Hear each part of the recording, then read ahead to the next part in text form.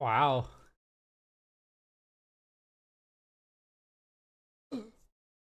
Oh.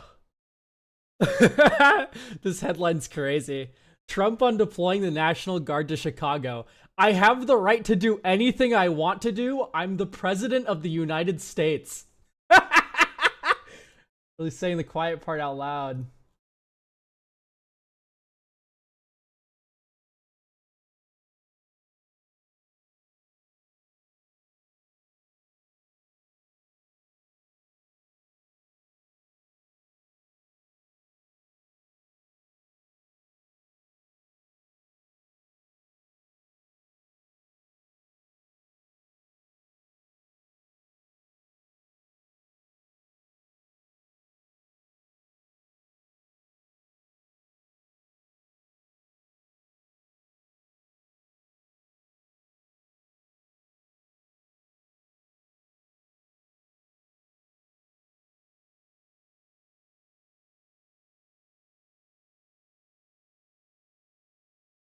Okay.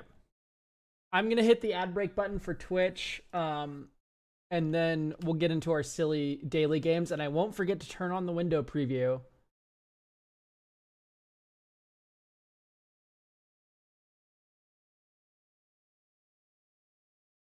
So enjoy your 3 minutes of ads, Twitch.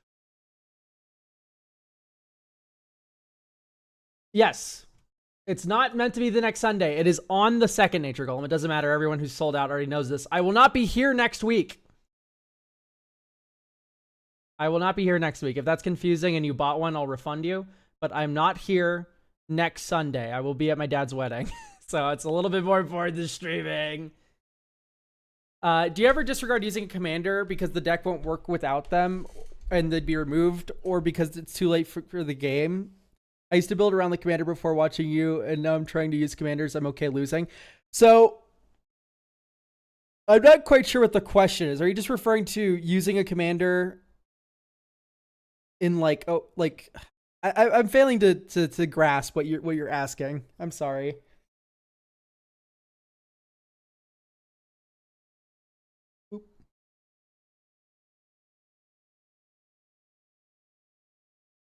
Feel free to rephrase. I will respond for you. Whenever a creatu no.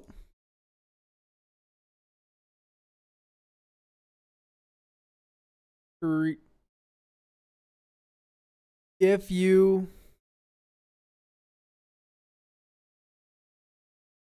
normally that'd be if you would. But this isn't wood.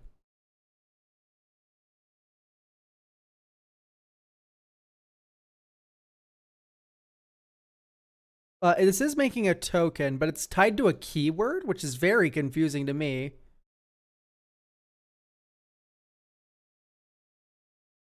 This isn't even create a, it's...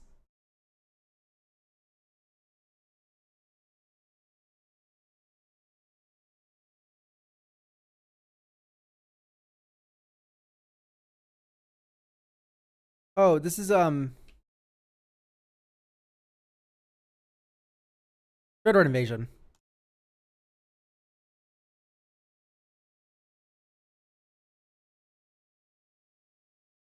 You mass zombies one, that's the keyword that that makes a thing, but it makes a thing in a weird way. Because there's multiple instances of the power toughness. And then they have the second line of text on top of the Bitter Blossom starting text. All right, appears we have a legendary creature.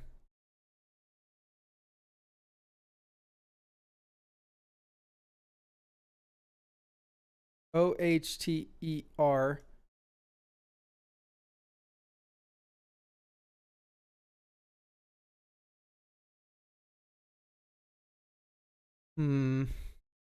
No spoilers from chat. Like, an edit turn Rebecca commander seems fun at a glance, but I realize the deck won't work if she's dead and it's just a mess. Yes, that can get a bit hard. I would maybe like build like a tutor package into Rebecca that does like a Sundial the Infinite tutor line or something, just that way you play Magic every time you play the deck. WHEN. Each. Normally be each other.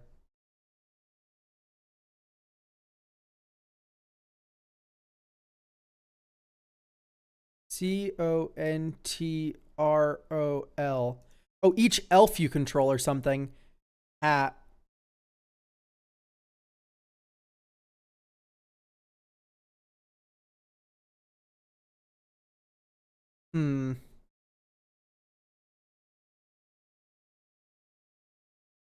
Other blank you control, and this is the same creature type as here. And somehow the plural is the same as the singular? No. CONTROL. Wow. Well, let's just read the whenever this CREATURE BECOMES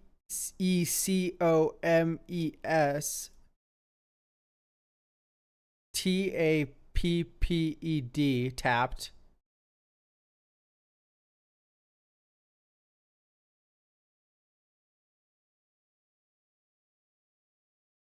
No, the colors aren't revealed at all for this. Yeah, I like to try to just fill it out first and then deal with it later. Create CREAT. No.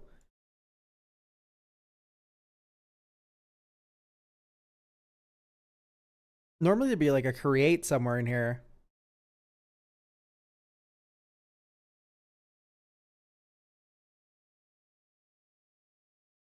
But like, why is this comma here for create? No, this gets plus something plus something. I see.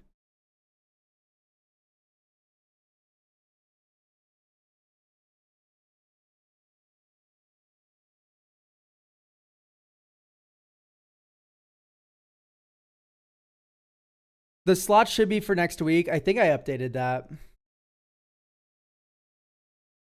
Oh, I guess I didn't. No, it's for next week.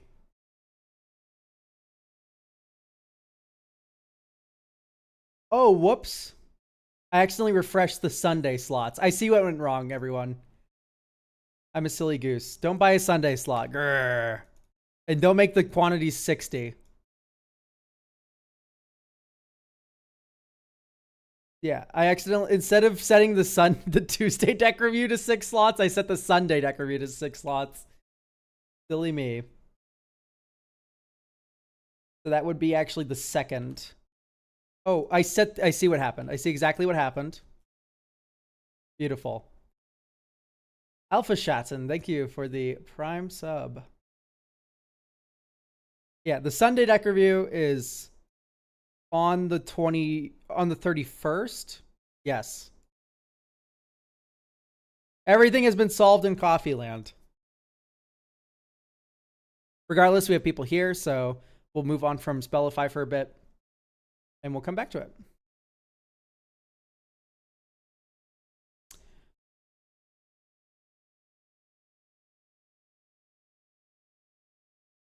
Oh, speak of the devil, and she shall appear. We have no. This is different, Obeka. Do we have Trace here? I don't think we do, but he gave me the go-ahead to do it today, so I'm going to do it today. This is a makeup. How do you get over streaming nerves? I've never had streaming nerves.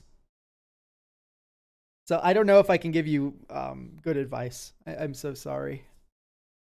Hit go live.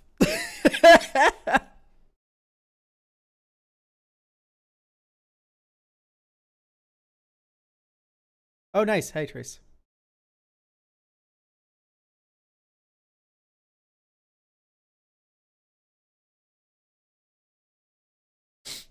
This deck feels wild.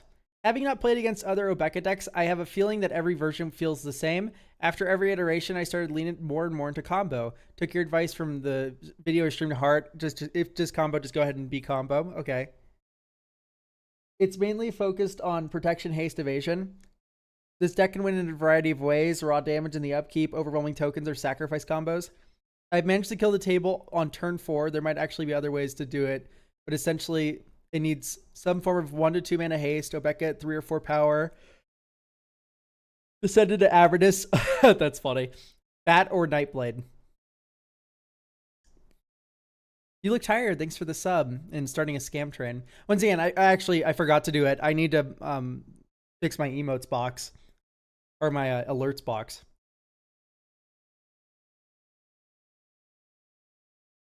I just want some insights if my game plan is valid and the choices of protection and haste are good. Okay, well, we already have Arena of Glory. That's pretty good. I don't like 37 lands. I feel like we should be getting that a little bit higher.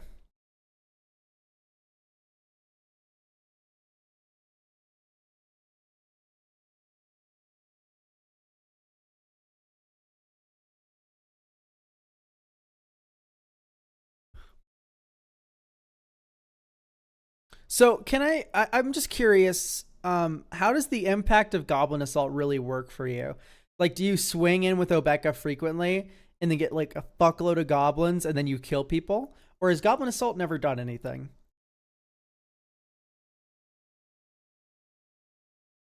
Because this does feel like one of these cards like, oh, it says upkeep on it. I need to put it in my Obeka deck.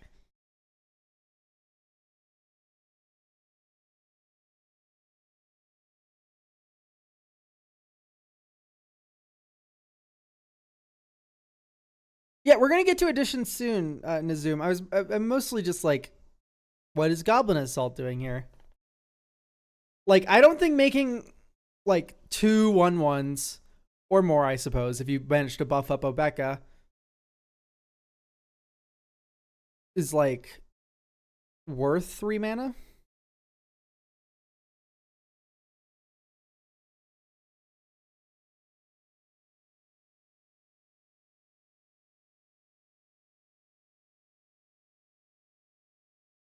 Yeah, thank you. You look tired. Yeah, no, right now, Trace, I'm just asking, is Goblin Assault good? Token combo avenue. Well, I'm missing the token combo.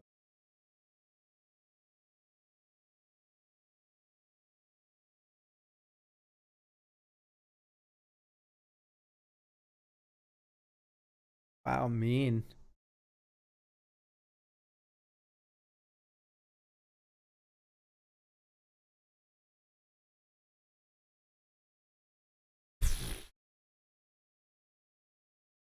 He already has Menace, man.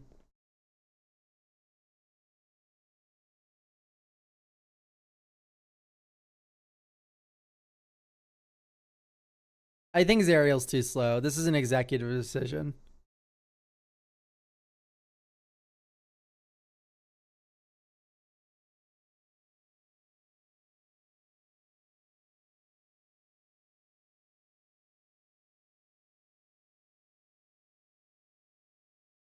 I see him Mirkwood bats.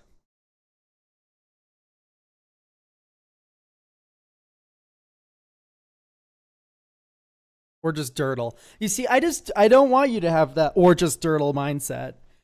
Like, your card should be doing something, I feel.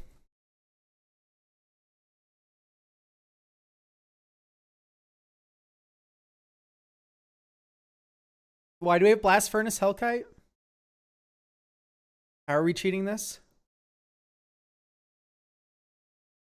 Flying double strike, creatures you attacking your opponent have. I feel like you only want Obeka to have double strike. Like, you don't need much else to have double strike.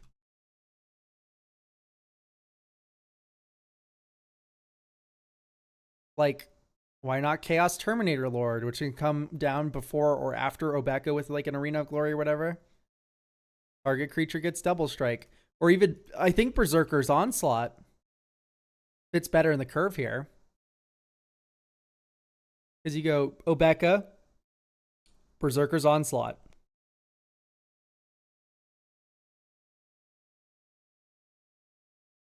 Like, I'm just failing to see how this giant monster fits better in your curve than the lower drop that gives Obeka double strike when it matters.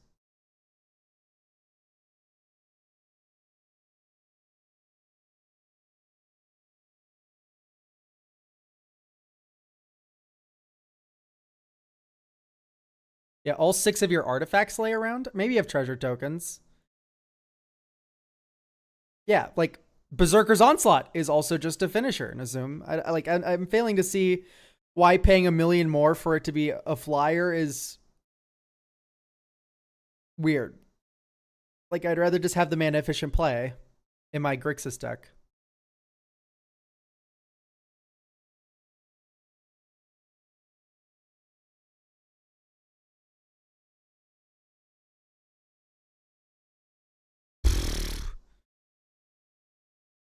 Dusk Legion Zealot. Holy smokes. I'm failing to see what we're doing with Dusk Legion Zealot.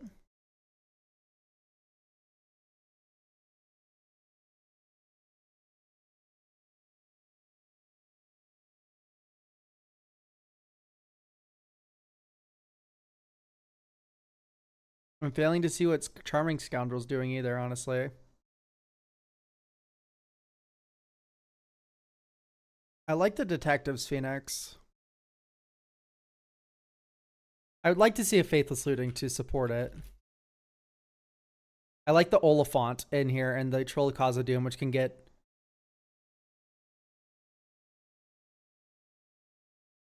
revealed. Okay, great. Yeah, you already have all the Lord of the Rings land cyclers, which have mana value to get exiled to Phoenix.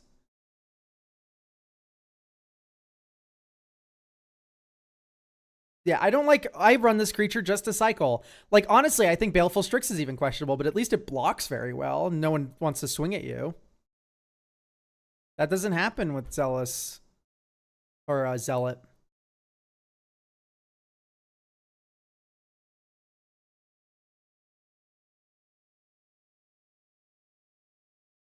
I like Thassa, so I'm not going to cut her.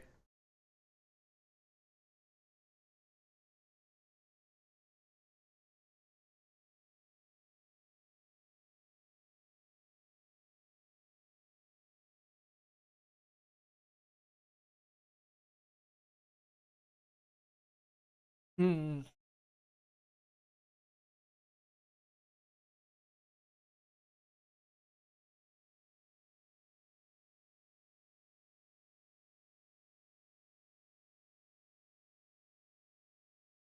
Oh, I really want to put like Shadow the Second Son in this deck. I just don't think if it's right.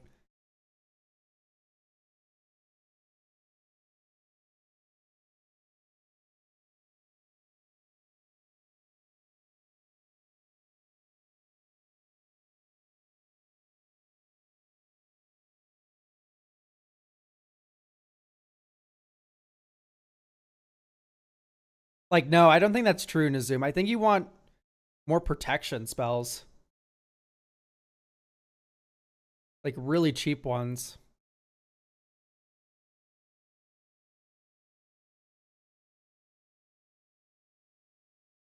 Not Dead After All brings it back with +1/+1. I kind of like that a lot.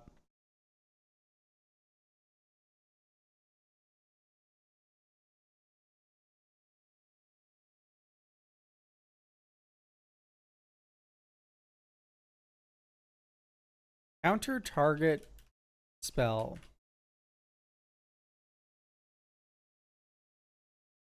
Counter target. All right, let's see what options we kind of have here. Oh, you can sack a Beck at a counter spell that's targeting her.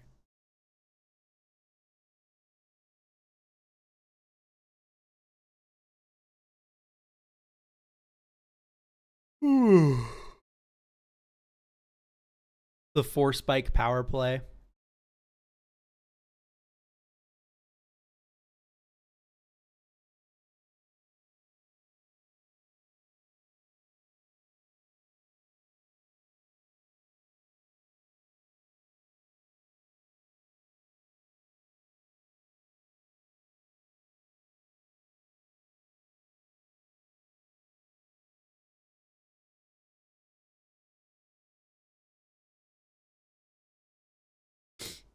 Hmm.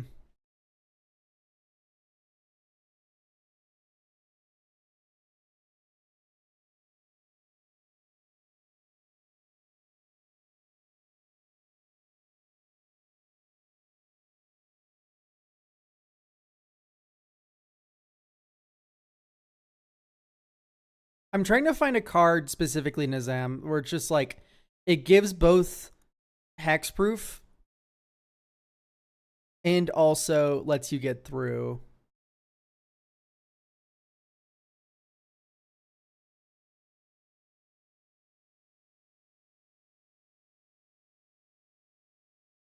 Oh,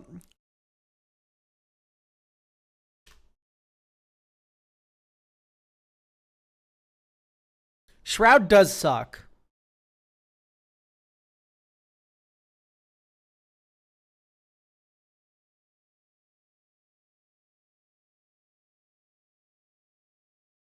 Lazadep plating sucks. Or it doesn't suck, but I don't like it in this context.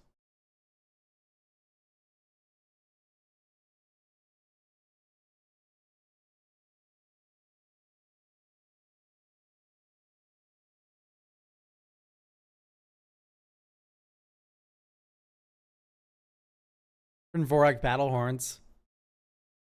Trample and can't be blocked by more than one creature. And since she has menace, she can't be blocked. I mean, at that point, I guess you just play whatever it's fucking called. Brotherhood Regalia. Oh, it's already in. Yeah, I just run Vorak battle horns. It's literally better than Trailblazer boots in this deck.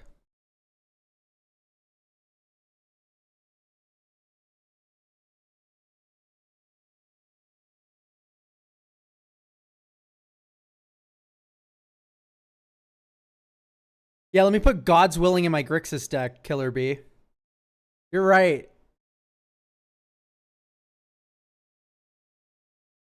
I am so sorry. No, it's okay. You have a subscriber badge. I can't do anything to you. Nice. I love our colorless lands. What are we even doing with Mutavault? Why do we have so many colorless sources?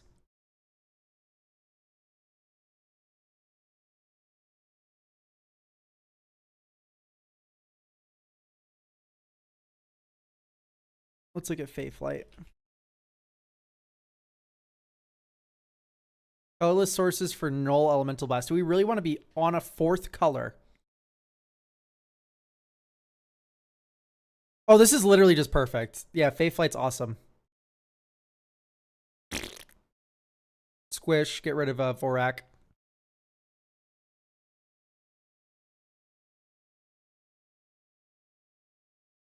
Yeah, I'm just gonna... We don't need a soul land, I feel. On-Weird Battlements actually supports what we're doing. The +1/+1 counter from this is fine, but it costs a lot to tap that. This fits our theme.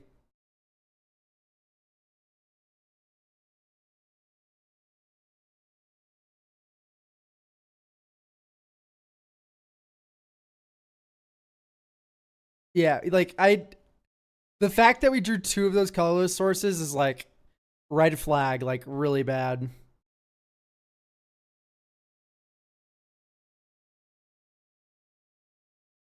I hate to be a boring guy. Hang on. We're running all the on color fetches. I won't tell you to run off color fetches. Is Painland. Do we run the Painlands already? We don't. Shivan Reef, Sulphur Springs, Underground River.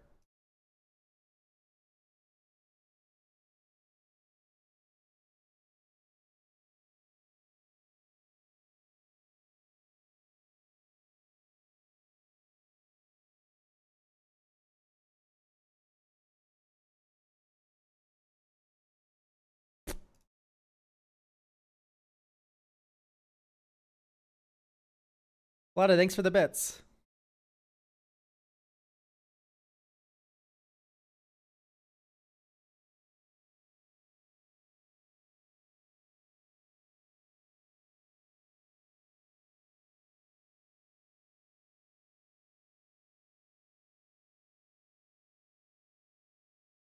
I love missing my land drops.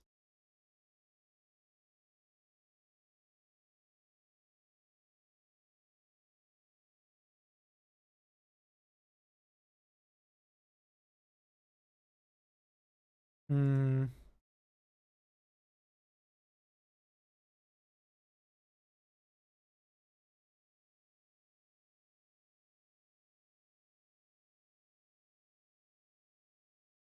God, this feels really overcosted for what it does.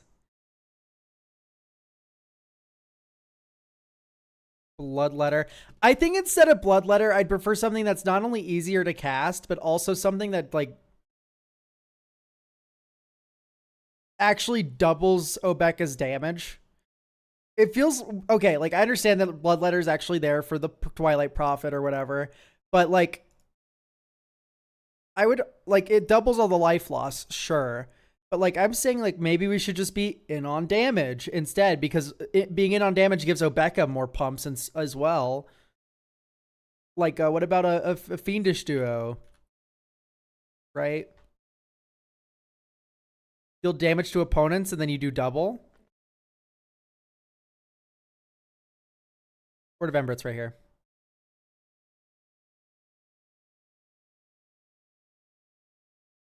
Like I think I like the fiendish duo there a lot more.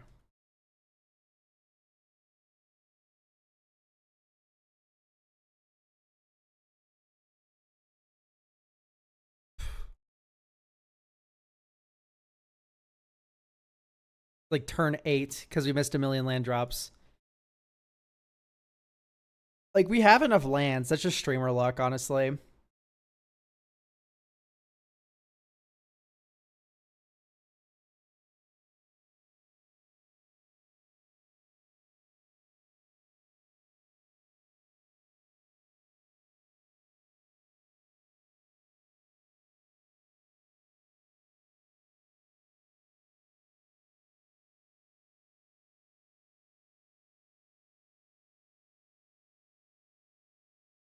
I feel like this deck wants some amount of Chaos Warp, Withering Torment. What happens, I ask you, when the Valgavoth player puts a fucking sulfurous whatever the hell on the board? Yeah, I'm just gonna go off this like Goblin Assault, Nadier's Nightblade like token plan.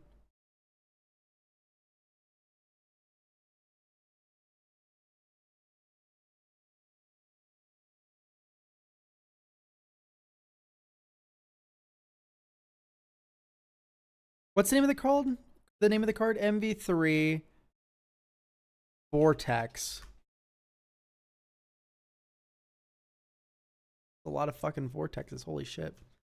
Yeah, what happens when the Valgavoth player plays a Sulfuric Vortex? Do you just lose that game like every single time forever? Yeah, like the Valgavoth player, which is the most Rakdos players are Valgavoth players, plays Mogus, plays Sulfuric Vortex. Do you just lose that game? I guess you have counter spells, but like they're really easy to deploy under the counter spells. This is why I'm saying we should probably have a Withering Torment, Chaos Warp.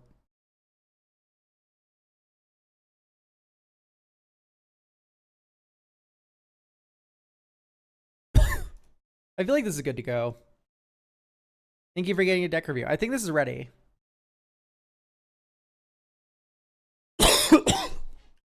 Gosh, excuse me. Amihan.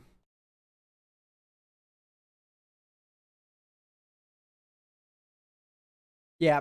I don't think I just like the tokens that go wide stuff. Like it feels like it's too parasitic or like the effects that pay it off are too attached to effects that suck in the deck.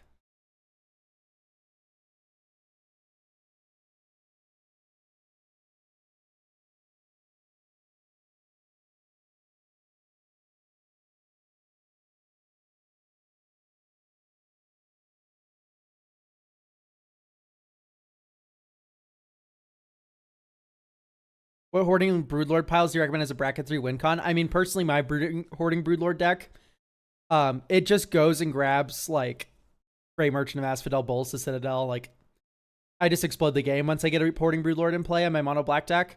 In green, it gets a lot more interesting because you get things like Eternal Witness. So you can get Saw in half, Eternal Witness, play Eternal Witness, Saw in half the Eternal Witness, get back the Hoarding Broodlord, get back the Saw in half, and then you just start going like, you get every card in your deck forever, which is stupid. That also works with Green Sun Zenith. And if you can't figure out how to win from there, you're not meant to play Magic the Gathering.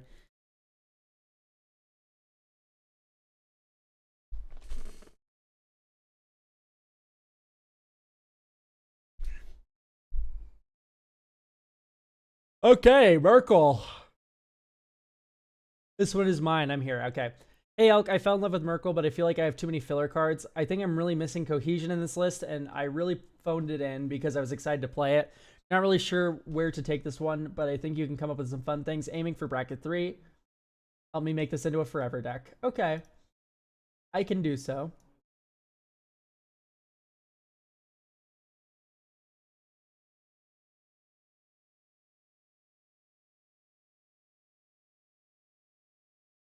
Excuse me, sorry. Checking my Twitch chats, or my Twitch stats like some sort of psychopath. Okay, yeah, we're good. So, let's duplicate this deck. It feels like Devoted Druid is intentionally not in the list, if it's not in here. Yeah, like, I don't know. Like, you don't need to go infinite with Merkel every time. It can just be an enchantment deck. I like the Platinum Angel. I think it's in here. Oh, there's Devoted Druid. Yeah, we do have infinite green. Haha.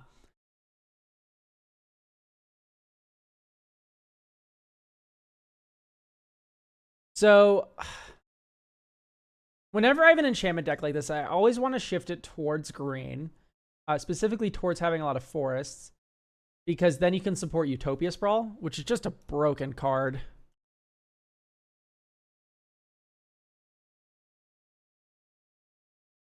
So I would like to push your mana base more to green-white with a black splash. And this means we're probably going to get rid of Thieving Amalgam. Braids is kind of cool in this list, actually. I don't like the Myriad Landscape. So this is a big thing that people see with Merkel. But I really don't think you need to be ramping into Merkel that hard. And the simple reason is that Merkel is not a play you ramp into. You don't go ramp, Merkel. Right? You don't speed run into Merkel. Because if you speed run Merkel into an empty board, he's a 7/5. He doesn't have any friends that die. You need to curve your board into Merkel.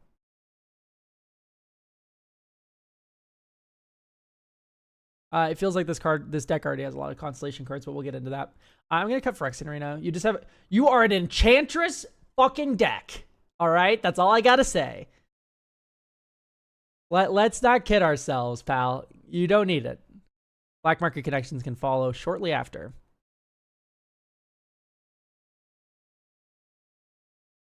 Grasp of Fate's fine. I like Corrupted Conviction as like a quick sack outlet, but I don't know how to feel about it otherwise. I actually agree with that, funny enough. Like, okay, Outreach Shaver. I know that's like kind of like oh, I agree. But like the way you've worded it makes it sound like you normally don't agree with Elk, good old me. And you're like, funnily enough, I actually agree with you this time. Okay, why are we doing Lightning Greaves? Can someone tell me? I guess it's good to give like haste to an object. Okay, pause. So like Tree of Perdition doesn't work, right? Am I stupid?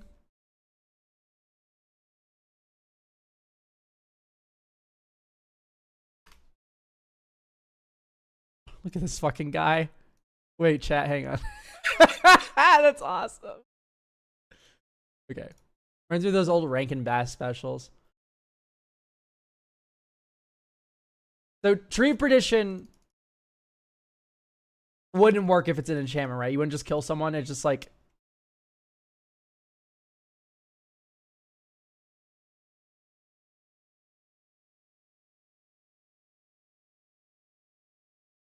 Like, okay. This doesn't work because it doesn't have toughness, so there's nothing to swap, is what I'm thinking.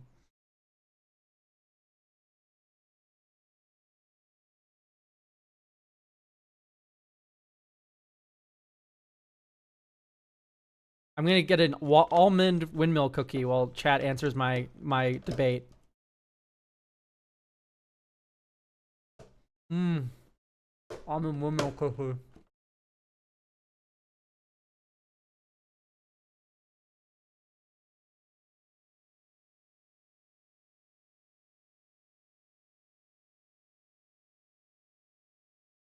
Yeah.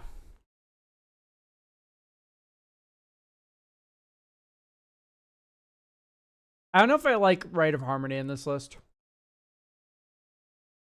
Okay. You can't swap it. Understood. I don't like propaganda. I don't like propaganda.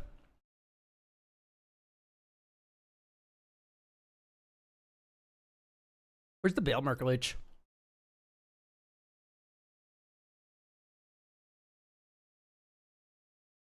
Okay, no exchange can be completed. Understood. So yeah, Bale Mercury Leech out. I don't like having this much dorkage. Feels like too much.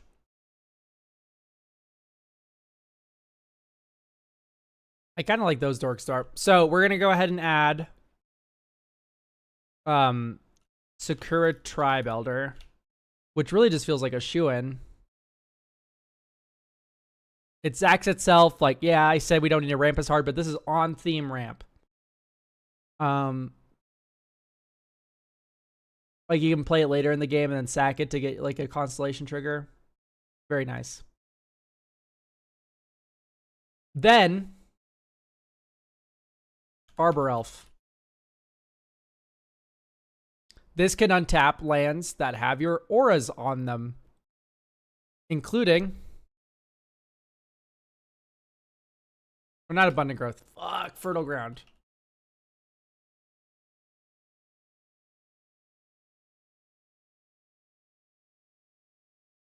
Yay, Fertile Ground. Okay.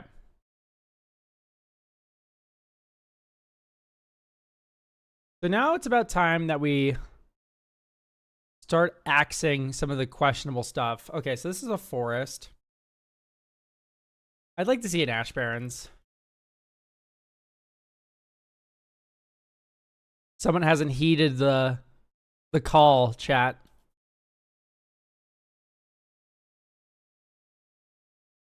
It's literally actually just better than Sandsep Citadel in every way.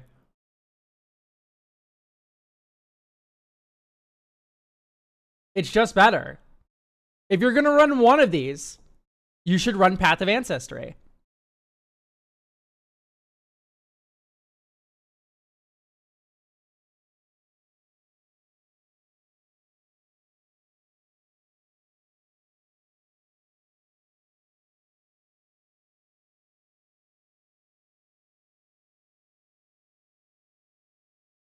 Ugh.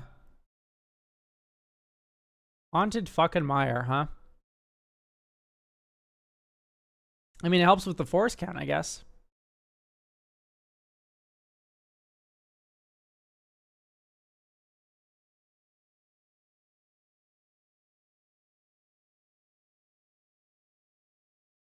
I mean, I think I'd rather just see a Fabled Passage. So it has gone down to 9 forests, but Ash Barrens is a forest. Deceptive Landscape is a forest. Then we have 7 forests, so we're at 9 forests. Not Path of Ancestry. Fabled Passage is a forest. That's 10.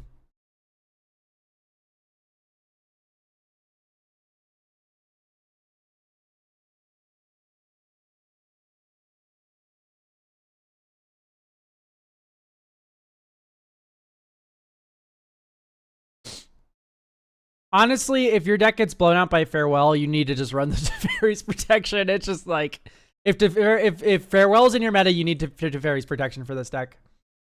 No ifs, ands, or buts about it. It's just like, that's what you gotta do. Or you can grief them. Just run grief. Yeah, I think Foundation's Platinum Angel would be better. I actually have a lot of really cute tech for this deck. I just really want to figure out the mana base first.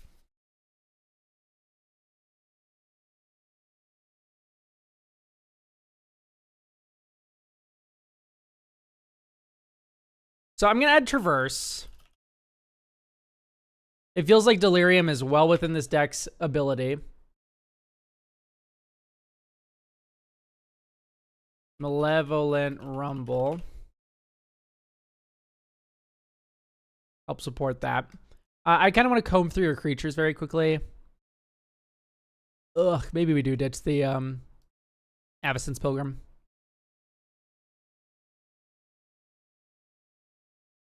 I'll cut Bartholomew. And you'll see why. This won't just be wanton cutting. I'm doing this with intention.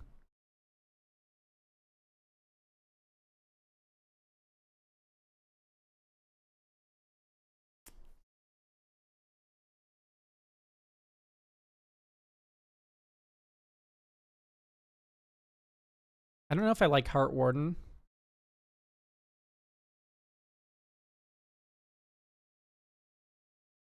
Once again, we don't have to ramp that hard. And if you're going to ramp with anything, it should be Wood Elves. Wood Elves is the only, like, insane ramp spell in my mind that's on a creature. Rex Sage when Lauren is right there. You're going to make her cry.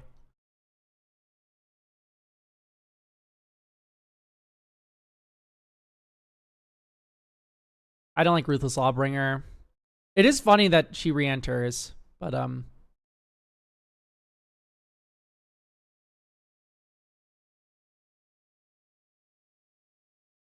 ooh, a Dagia is like a cool idea. I really like that.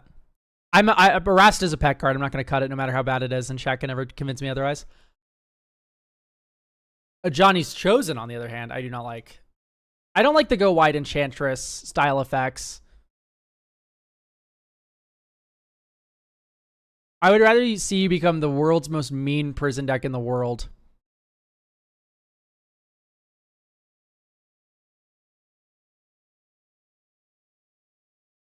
Or like a prison deck. This would make such a good prison deck. Oh, it'd be so yummy. Exile it instead. When you do, I appreciate it as like a lock piece. Oh. Oh.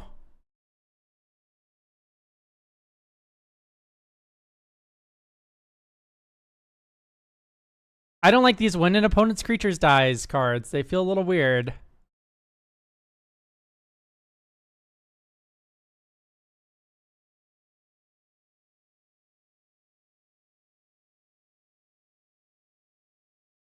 There's not really. Bulkier, they're all enlisted. I like Lauren a lot more in Foundation. Breaker's already in, I'm pretty sure. So.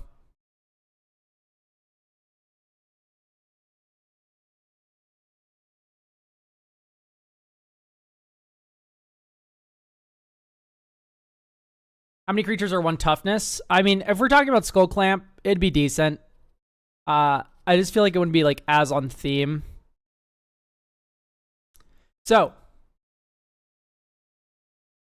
Why not Yigra? Because Yigra's kind of bad in this deck, I think. Like, why is Yigra good? Can I ask you why Yigra's good and what you're like? Why? Heartless Summoning is funny, yeah. I don't know if I'd add Syl because we just have we do have enough Dorkage that we don't really want to have them killed all the time. All right, so I do like the idea. Adagia was a good suggestion. I really like that one. I think it's really fun to just like from the mana base just go dink dink dink dink. Yigra's the giant food cat. Can you explain why the giant food cat is good in the deck? I just want your position. I'm not, this isn't like an interrogation. Sorry, it wouldn't be. Okay, great. I don't like Path and Swords, by the way. Let's cut these. You have you're spoiled for choice when it comes to removal, by the way. Like, let's get some like more flexible removal, I feel like is more required. Generous Gift. Mr. Beast. And then you have Anguished Unmaking.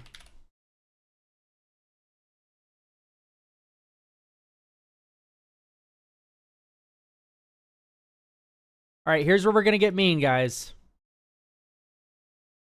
We are going to go ahead and add a solitary confinement.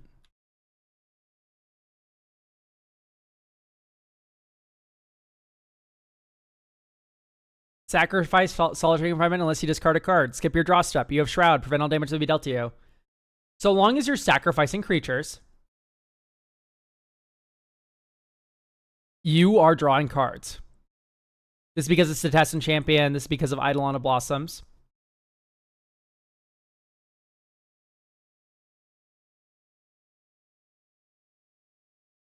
I would like to see maybe Twilight Prophet.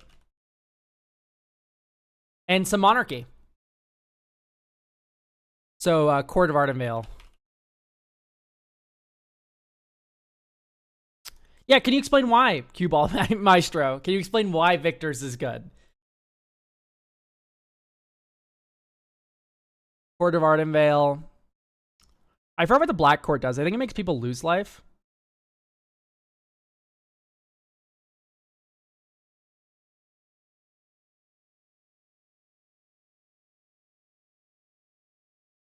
Oh, it makes people discard, right?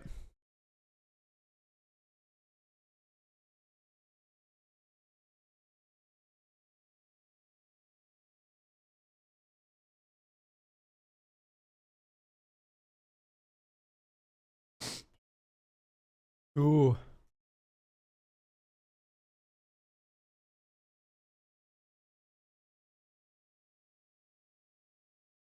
Yeah, I think Sir Secundi is probably worth it then.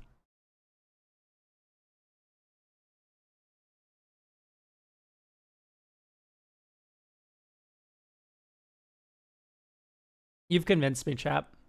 I do want to add slightly more. I can't cut a forest. Let's cut Exotic Orchard.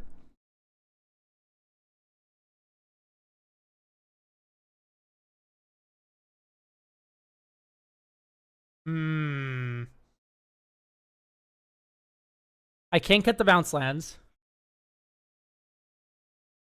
2 or more opponents. Fine.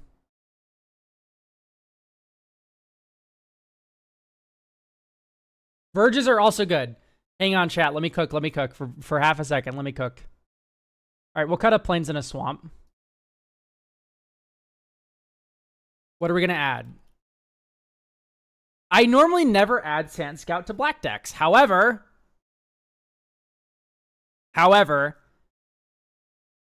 this deck could use a Sand Scout. And the simple reason is Lazotep Quarry. It's a sack outlet.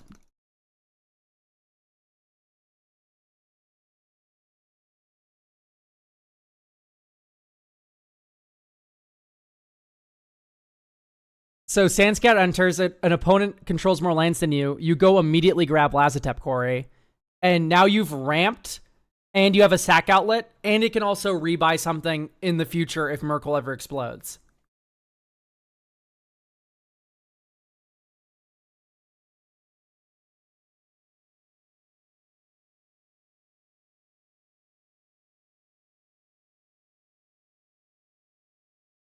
Do you need more deserts? I added 2 deserts when I added the Lazotep Quarry. Desert of the Glor... Or not Desert of the Glorified. Fuck. Desert of the True. It's Shefet Dunes. I cut up Plains in a Swamp. And I put in the Pain Deserts that enter untapped.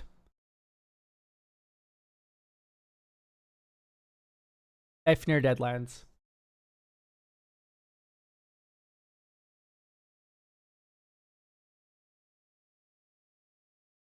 So you already have a loop here, by the way, with Court of Ardenvale and Solitary Confinement.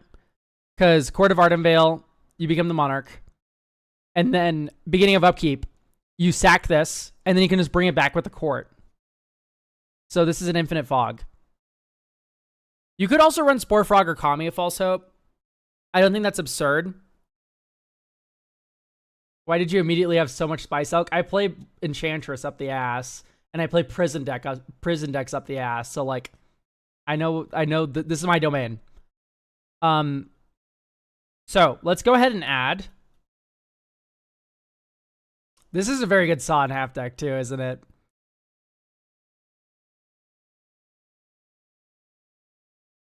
Okay, all I'm saying is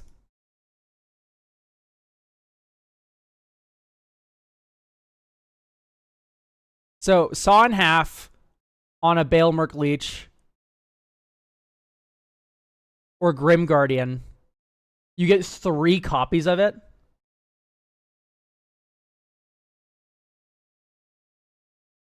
Which is just stupid.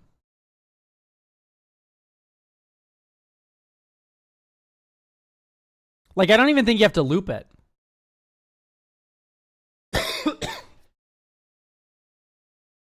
Broodlord Tutor wouldn't be 3.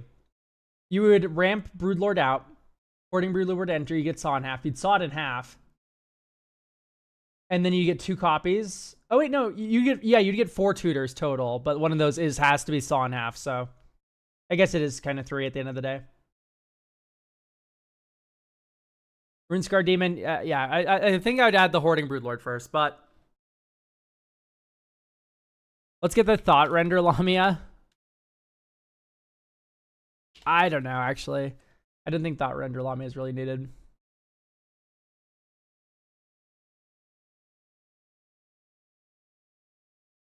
Yeah, Not of This World, I don't know how I feel about either. I think I want to see a Grief. So here's the thinking with Grief. You go, evoke Grief. Enters. Farewell player, discard a card. Come back. Someone else I think has Farewell. Discard a card. You now have a token Enchantment of Grief. That token Enchantment of Grief can be copied by Atagia in the future to keep discarding people. Secondly, it can be copied by Yenna.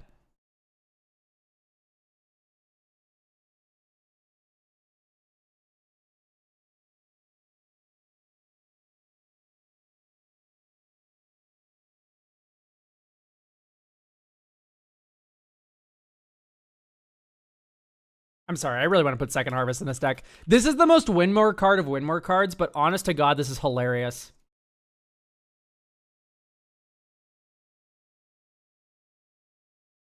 Yeah, Great Merchant of Asphodel would work.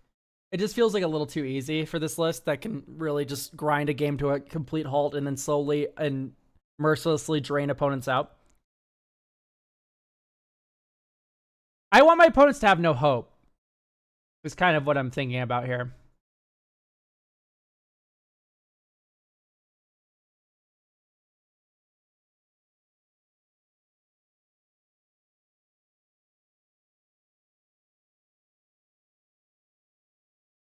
I think I wouldn't run Unscrupulous.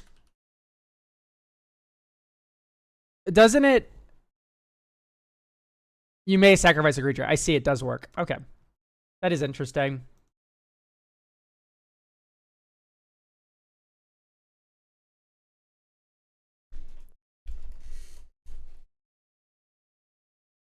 I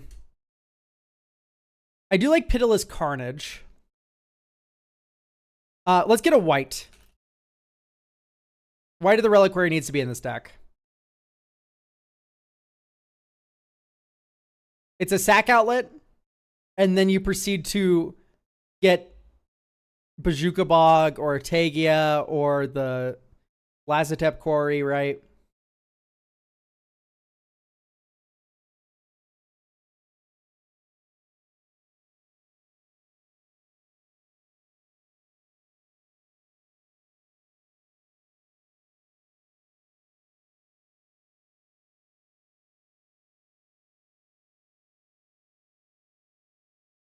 Out of Time is probably okay.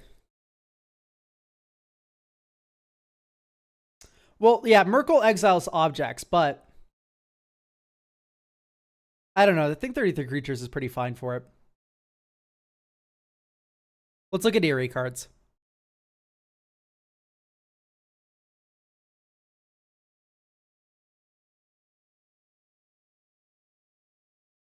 Victor isn't bad. I don't think it's that good, though, either.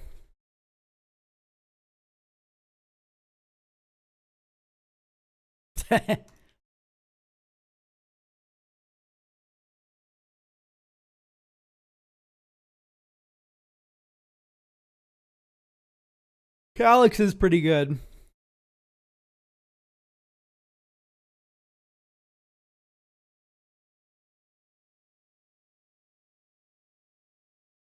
Oh, what are we doing? Nessie and Wanderer is broken.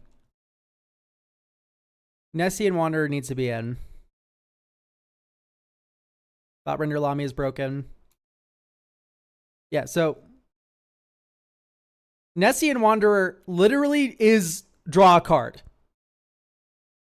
It's actually just draw a card.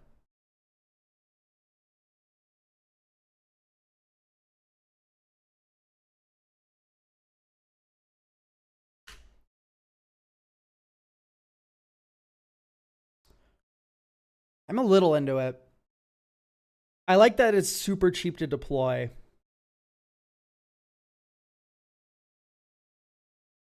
You don't want that Athreos because you need to exile it.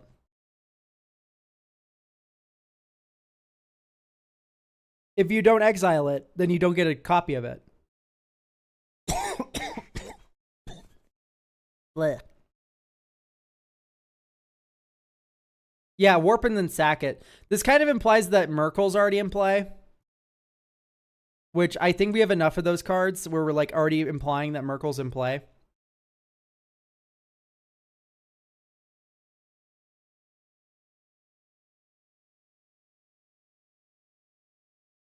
How does this deck close games?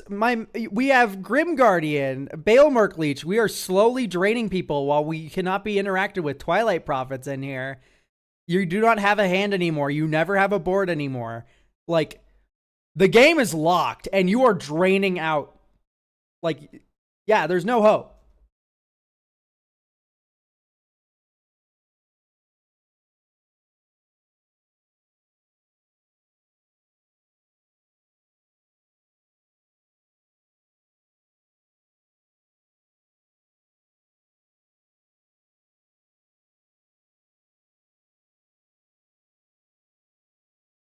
Okay. What else to include?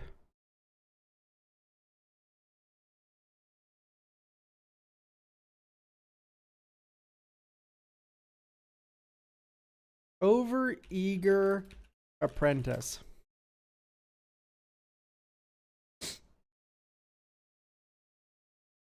I don't know if I like this. I don't like ritualing out my huge expensive commander and then it gets removed and then you're just stuck. And sure, that's dies to removal, but what you're the point is that you've turned possible removal from opponents into 3-for-1s. Yeah, I don't like Scoot Swarm. Not in this deck. Like, why are we running Scoot Swarm? Huh? I'm very confused by this suggestion.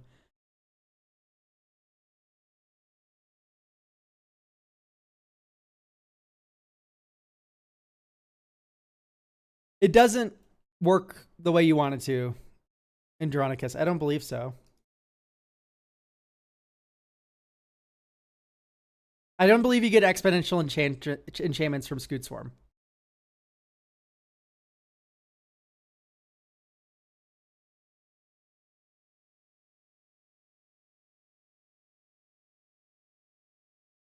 Do you get token? Maybe you do. That is a little funny.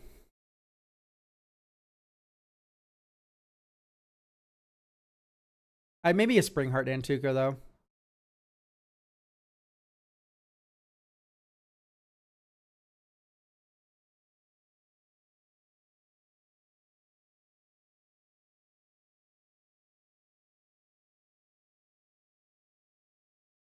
Copying Enchantresses is stupid. So maybe Springheart Antuka's worth it.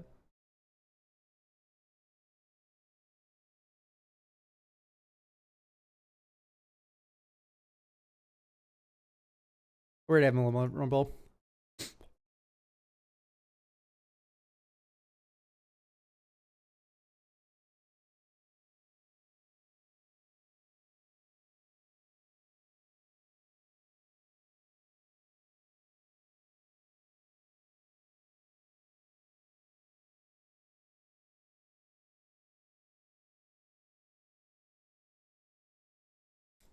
Alseid of Life's Bounty. Yeah, I like Nyx Weaver in these kinds of decks.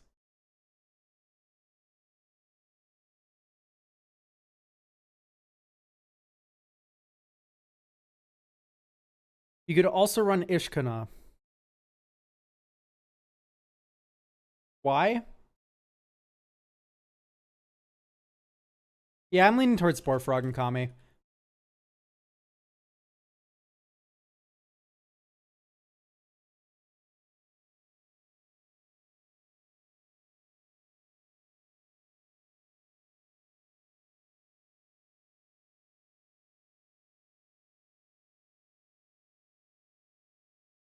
Here is the... We'll name white for Utopia Sprawl.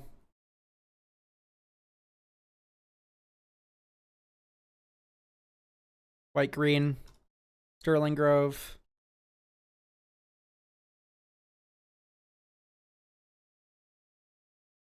Port of Ardenvale. Yeah, you probably cracked Deceptive Landscape for planes.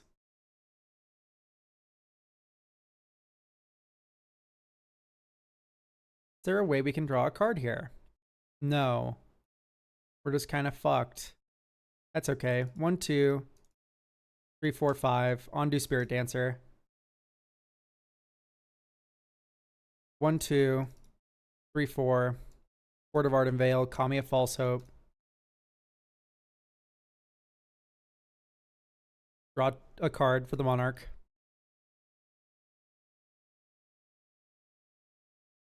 Green, white. Black. Oh, this comes back. Because we are still the Monarch. Green, white. Like, Arbor Elf is carrying you in a game that wouldn't have been a game. So we're getting 3 mana the second tap. We got 1 mana the first tap. Or 1 net mana the first tap. So we're floating a white, a green, and a black.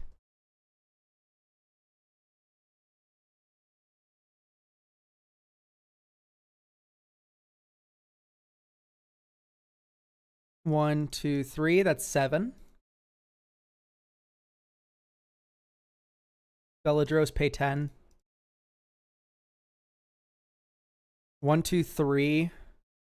Solitary Confinement.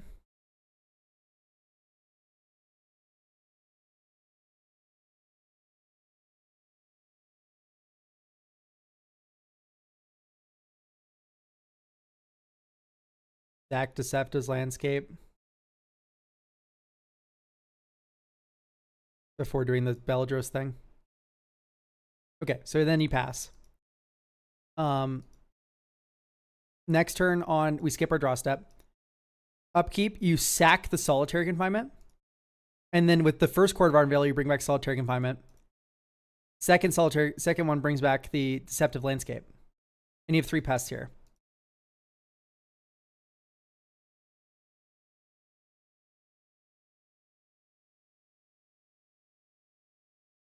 I honestly think we're just going to tap here and go second Harvest.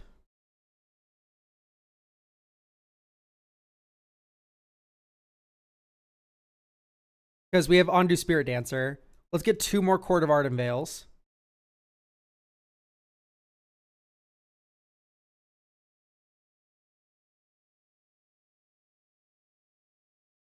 Okay, so it does target. I see. Oh, what confused me... Yeah, no, I actually cut Solitary Confinement for my one deck because it didn't work. That's right. So this doesn't work. Oh, that sucks. That's okay, because we're still drawing off the Monarch. So all you need to do is sack Sterling. Oh, no, we already... I'm a fool. Okay, yeah, I see. Yeah, we still draw for Monarch. Solitary Confinement's still pretty good in this deck. You just need another draw effect. Yeah. I don't know if I like Gravelighter, Plague Crafter. I want more consistent extra draw effects. So I'm going to add Ripples of Undeath.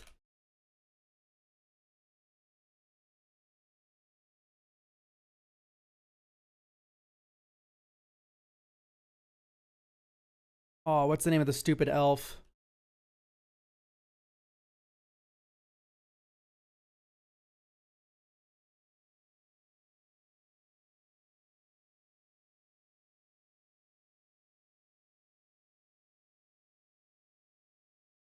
Ooh, Catchermost kind of works, doesn't it?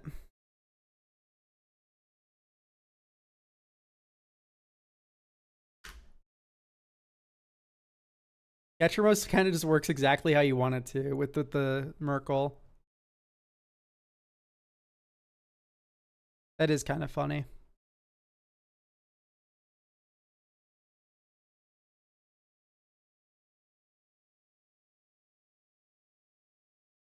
I want to play Does This one more time.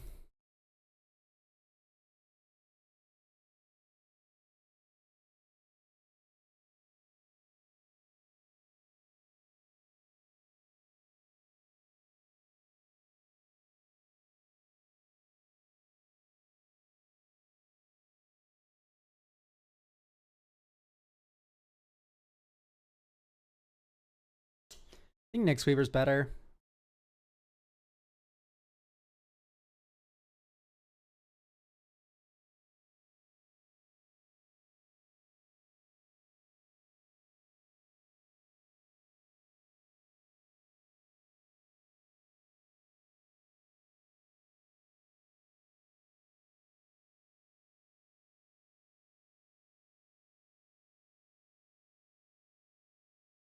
Yeah,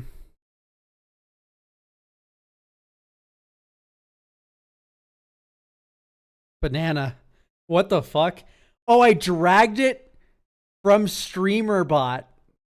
Someone has the Gone Bananas badge on Twitch, and I've managed to drag it onto my onto my window where it displays it. That's like, what Moxfield error is this? Why did this happen? What?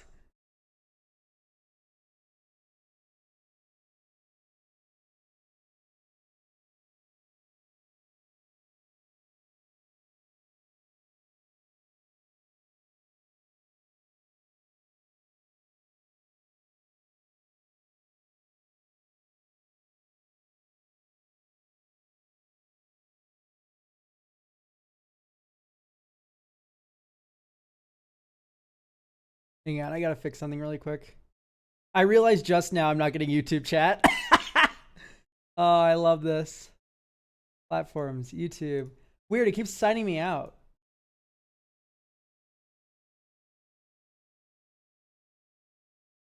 Does that fix it? Yeah, hopefully.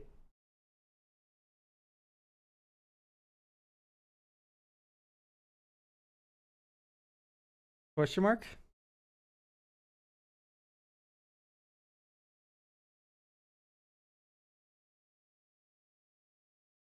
There you go.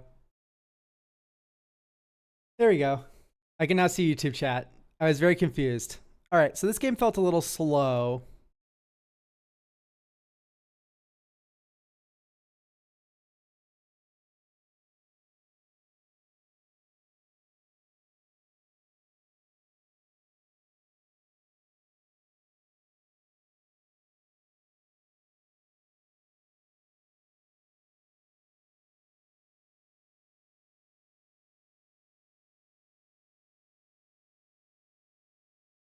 Hmm.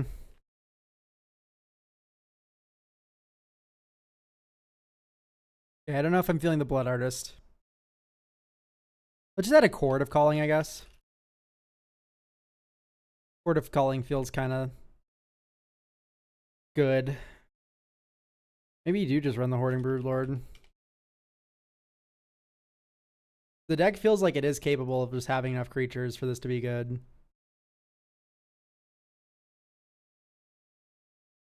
Maybe you can honestly go off Toxic Deluge. Like, I don't know if you need as much board wipeage when you can just like say, I do not care anymore.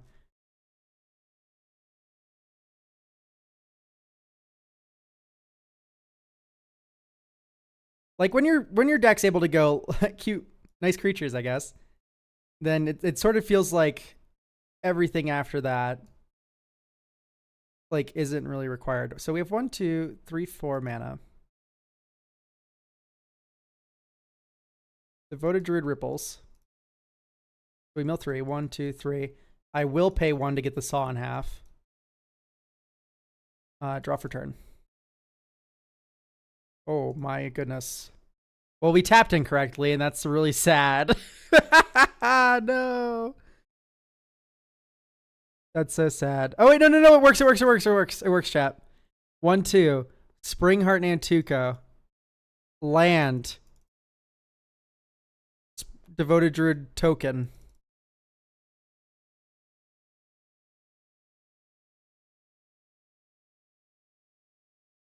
Wait, hang on, we gotta do this first. I think I would be getting back Command Tower. Do we draw first? Oh, it's pre-combat main. Okay, never mind. I'm not getting back Command Tower.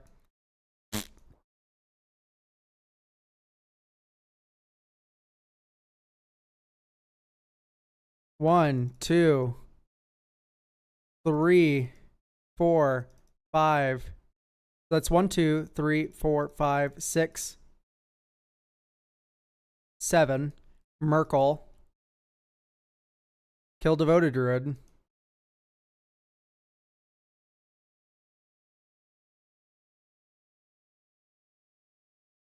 Yay!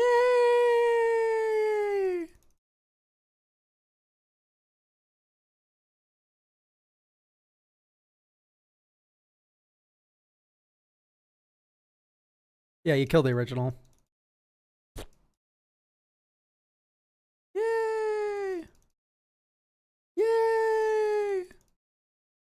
Yay! Oh no, I'm just having fun with my toys. Land drop.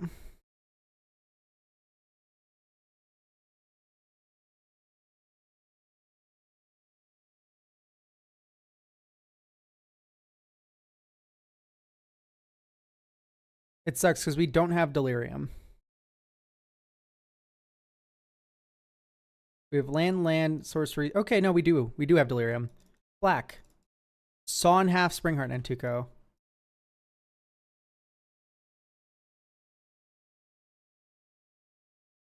Yay, yay, yay, yay. Reverse Uvenwald.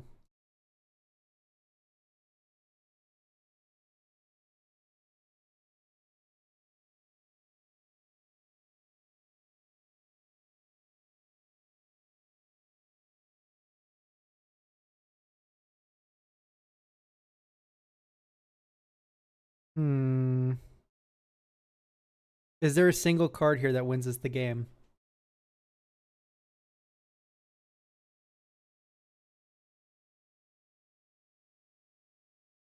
Because we just have infinite mana. We don't have infinite like enchantment fall or anything.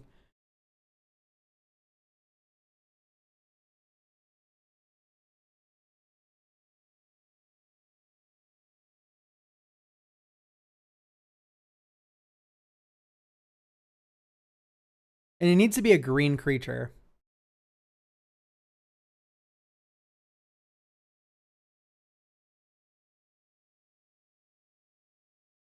Gemstone's Caverns is worth running in like a few decks, yeah, for sure. I don't think you need a mana sink for this list.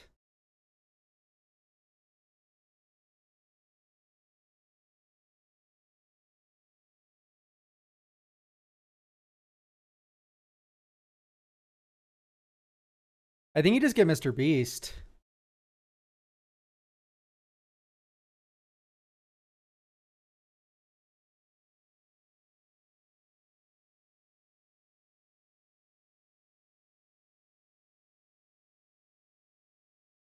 Or Hoarding Broodlord.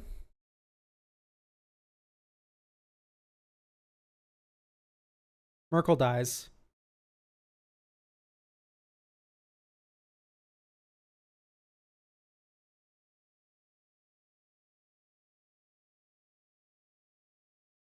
I forgot to do ripples, but it doesn't matter. I can do it now. Okay, great. MTG Freakin'. It do not need to be green. It does if we want to cast it that turn, Klaus. We only have green mana. If you want to tell me how we'd cast a creature other than a green creature that turn, please do let me know.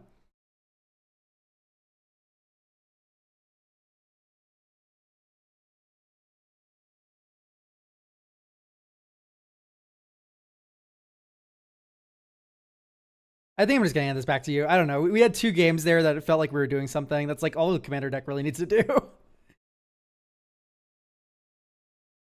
We cut all the filler. Next up is You Look Tired. If you wouldn't mind giving me the link to your deck while I read the blurb. I'm not gonna throw a Ballista in the deck. Here's a card that does nothing until it does everything. One in like a billion games. The deck's game plan and history was that it used to be a Quintorius field historian list, which was cool, but it suffered pretty hard when Quintorius wasn't on board. Exiling Grave, payoff limited. Okay. And I think he's a pretty expensive guy to recast multiple times. I thought it'd be cool to switch to Tormod plus Akiri, Bruce Tarl.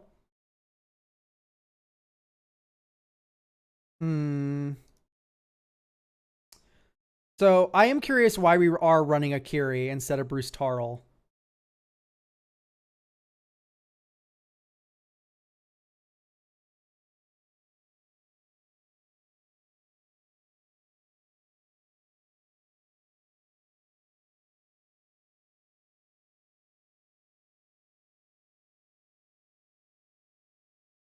She's just an early cast to die, so you kill her, and then she leaves the graveyard because you put her in the command zone or something.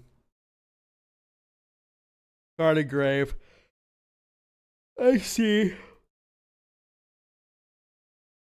I'd ideally have the list end up around 165 with limited tutors and no infinite combos. Okay.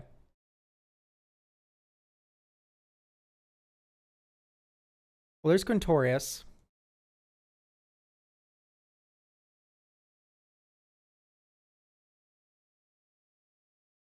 I've played Fairy Macabre in these decks. I like Fairy Macabre as a card because I love Legacy.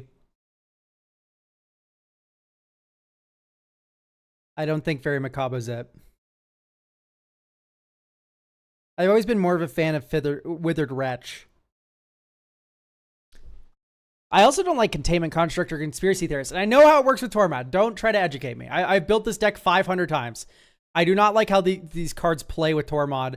I like the retroactive exiling from a graveyard, not the proactive ones. Like, I like Lion Sash, make a bunch of zombies through the turn order.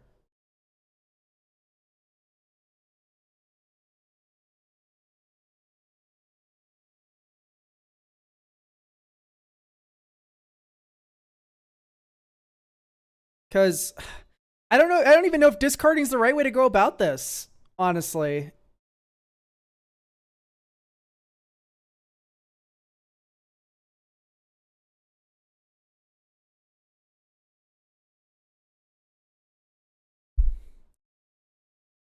Like, I do think milling is just better than all this. I don't like the Scrap Heap Scround.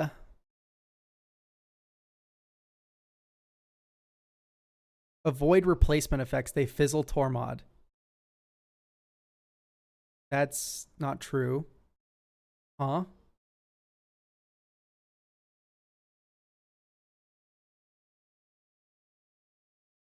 I mean, like, there's certain ones that do, I guess. Okay, here's your tutor. Here's your tutor. You said limited tutors. I'm gonna take you up on that. We'll add limited tutors. Grim Servant.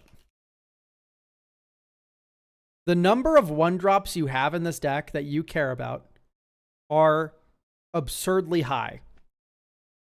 Currency Converter, Ghost Vacuum, Bag of Holding, Tortured Existence.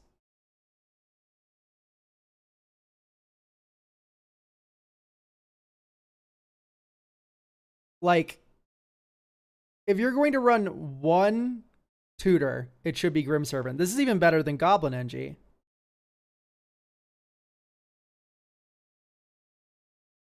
I don't like the incremental pinging of a Buccaneer. It doesn't feel like enough value.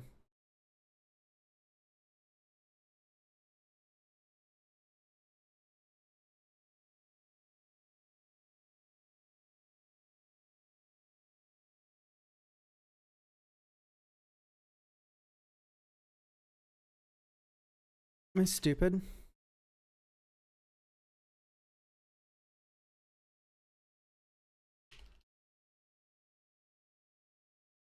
I spelling rummager right? Changes the zone. Things that say instead. Oh, yeah, no, I know that. Yeah. I'm well aware. I've built this deck so many times, Klaus. I'm not going to put rest in peace in this deck.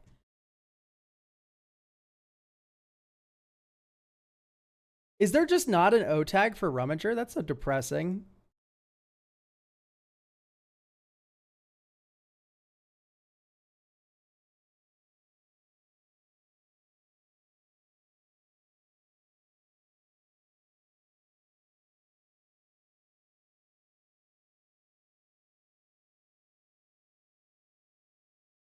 Anya's pretty good.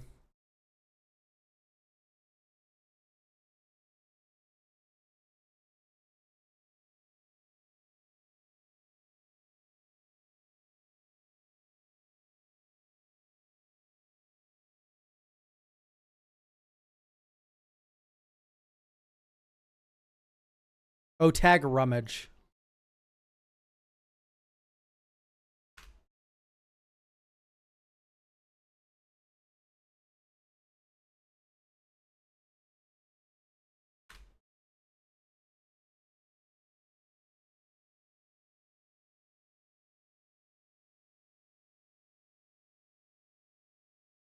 I would like a nice, repeatable Rummager. I do love Blood Tithe Harvester, though. We need to look at blood tokens soon.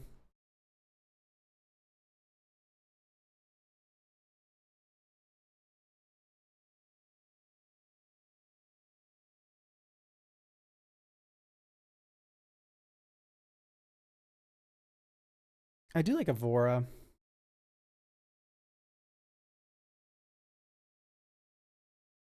Blarg.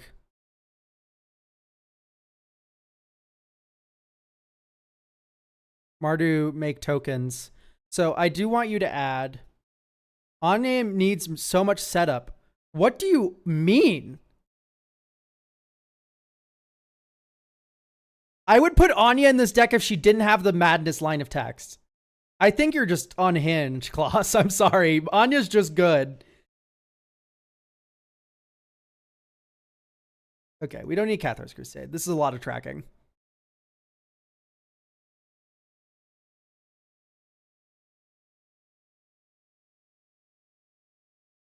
I'd honestly, like, you could just run Elish Norn.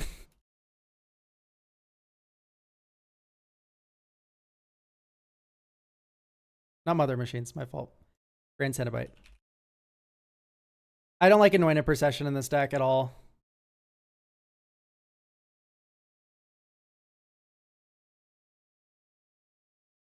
Little Grand Cenobite. So. Mm-hmm.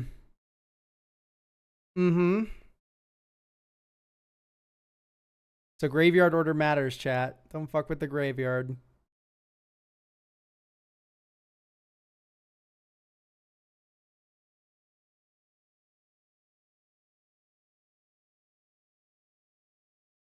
Yeah, this is giving ripples.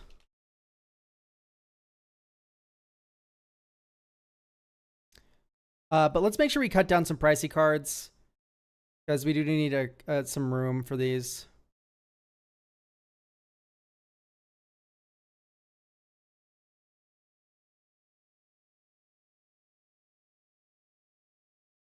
And that's an opinion you can have. Like, I don't know. I think the card's perfectly fine. Race Quinn, thanks for getting a deck review for next week. Pinnacle Monks right here, huh?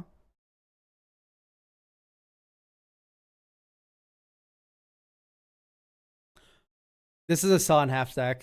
Oh, it makes me so mad that it is.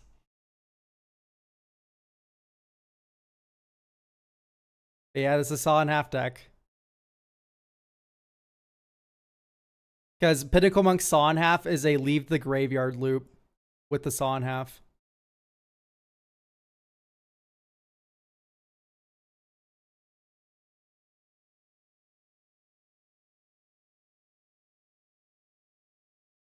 I don't like Milliken as like a point.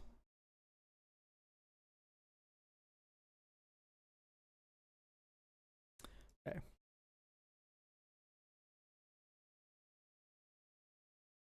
Tiller engine. We do not have that budget.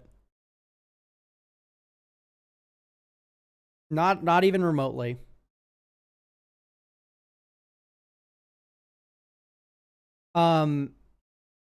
Back for seconds.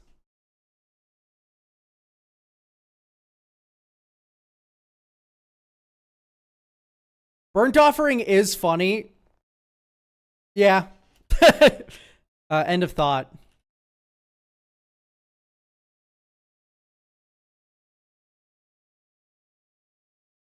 Oh, I really wish they reprinted this card.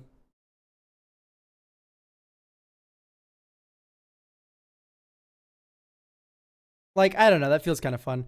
Wait, why no Milliken? He's my friend. Milliken sucks. I'm so sorry that you had to learn like this. Isn't there a room that works really well that isn't expensive for this list? If there is, I don't know it off the top of my head. Yeah, this is, once again, Sand Scout deck.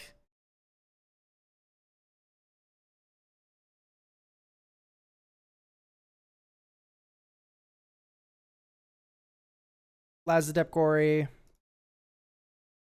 Desert Sword USD.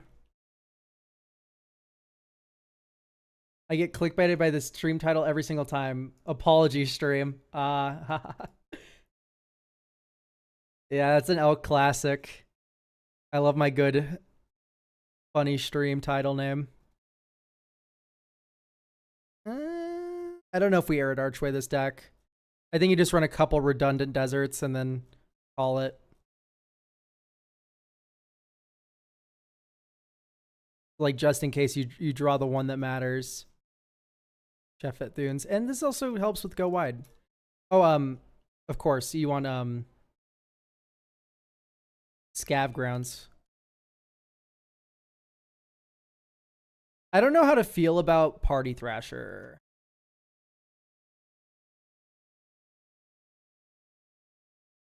I was going to say we cut an equal number of lands, but I don't actually think that's true. I think we cut gameplay objects. At least a little bit of them. Like, you can maybe go down one mountain, and then the rest should be here. Oh, you could cut the blasted landscape for one of the deserts. Desert of the Fervent. Paramorphic Expanse. Evolving Wilds. Desert of the Glorified. Desert of the True. True React this deck, please.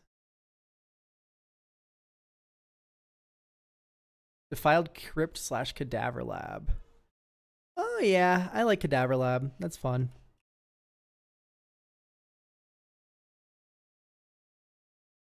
I like this card enough.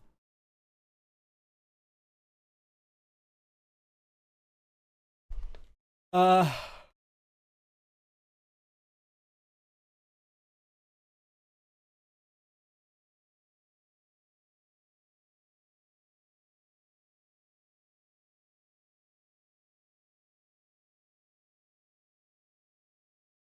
feels like we have a lot of like redundant rocks that we just like really don't need to be ramping that much. Like, I'd rather just be playing my mid-range plan than... Why do we have Mask of Memory? First Strike Vigilance, I guess. It's like a pretty hard block.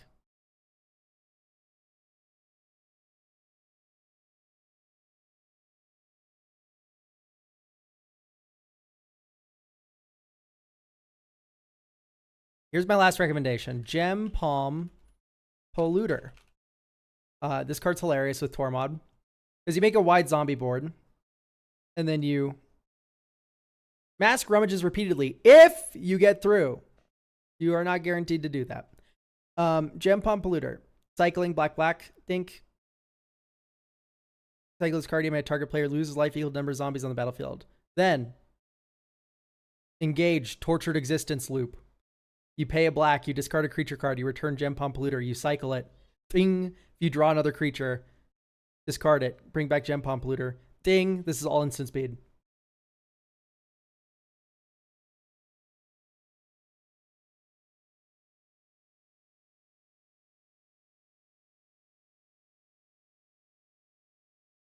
That's a lot of black pips. Yeah, you're right. But so long as you have 3 black pips, you can just do it once per turn cycle, and that's really just enough. Gab Grounds, Selfless Spirit. Or maybe you do a Evora.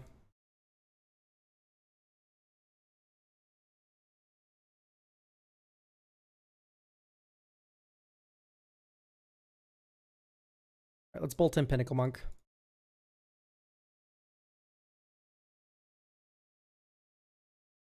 Dink.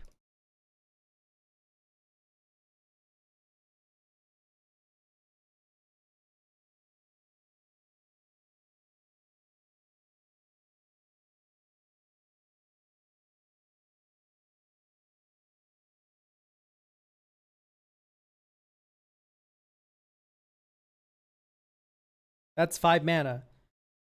Bone Miser? Yeah, we'll play Bone Miser when we can play it.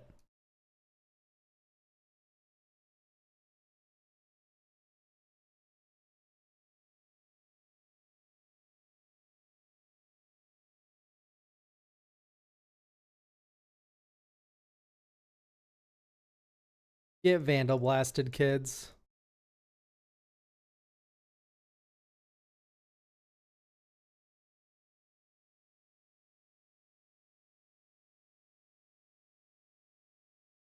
Hmm.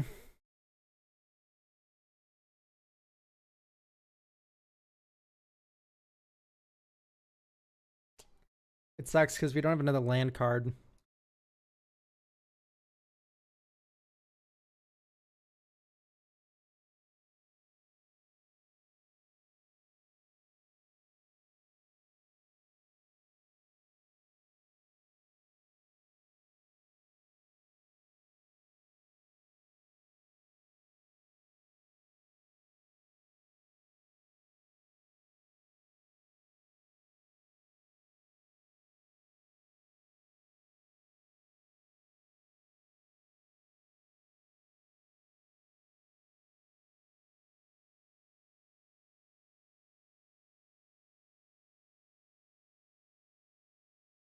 Hmm.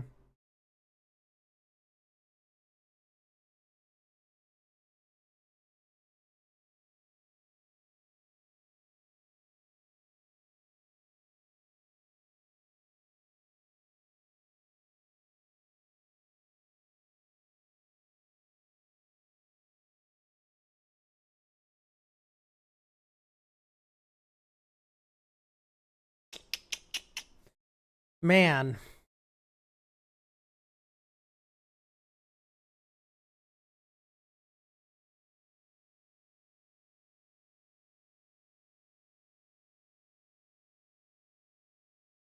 Oh, whenever we discard now, it just goes under Bag of Holding, huh? That makes things rather easy.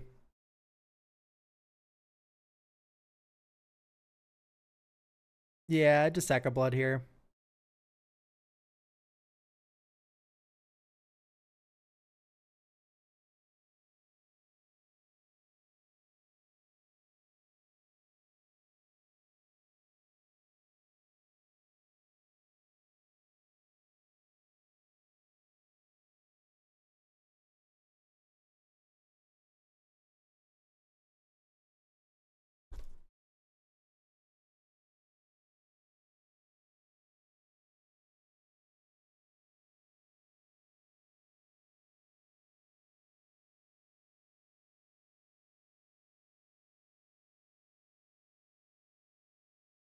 Okay.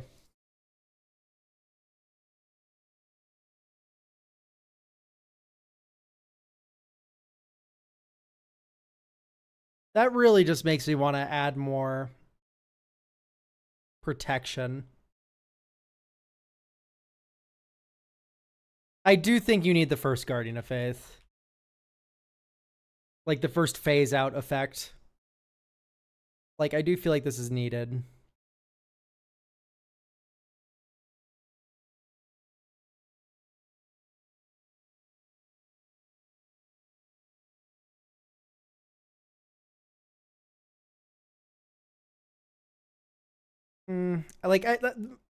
Tormod's tokens are tapped. Giving them haste doesn't really matter.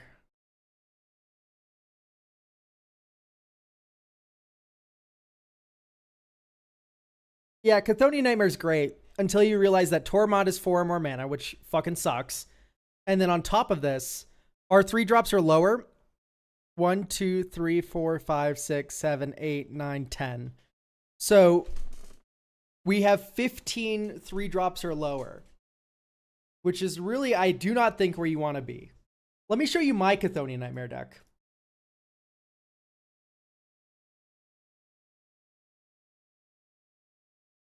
One, two, three, four, five, six. So I have 32, or no more, 36 creatures. And here's the thing, these are all 4-drops. So all those 4-drops can be got if we ever Chthonian Nightmare for any of these. So yeah, I don't think we're in the Chthonian Nightmare section. Thank you, your local Catboy, for getting a deck review for next week. I think this is just about as good to go as it can be.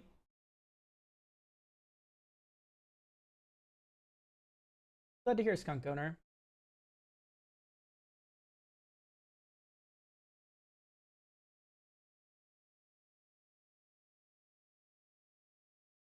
Okay.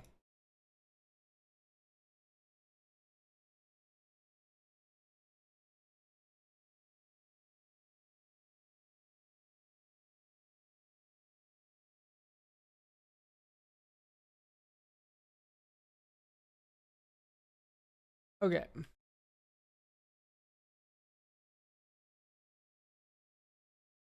So, all right. I will go into this next one. We have B's deck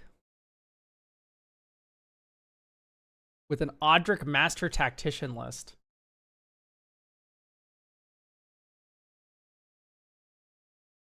Dude, the number of tap lands in that deck, Andronicus, I do not know if I want to add more. Space Canary, any deck review for next. She'll try to be on stream. It's all. My game plan for the deck is very simple in theory. Build up an army of tokens, then clear the board of everything except my army. One spell makes this fairly easy, while the rest require a little bit of creative usage to give indestructible. Odric may be my commander, but in reality, he allows me to play more aggressive by using soldier tokens as fodder when I attack to protect my real high-value cards if I go guns blazing. The real commander is actually my Rel, who will be doing most of the work bolstering my forces.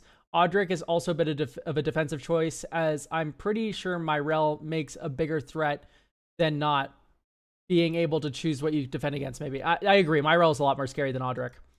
In the end, the deck is just a testament to my dumbest deck. My Coda Armed Soldiers deck I made for Standard when I first started playing Magic. I'm not looking for any $100 or more cards. But if you got a suggestion for a change, I'll take it. Don't worry, Odric's super easy to build on a budget. This deck was built just what I had, so it's definitely a Frankenstein build. Okay. So keep in mind, this was built out of what B had on hand. So this deck is very much not perfect. And we'll get to fixing it. I mean, there's a lot of fun things you can do with Odric.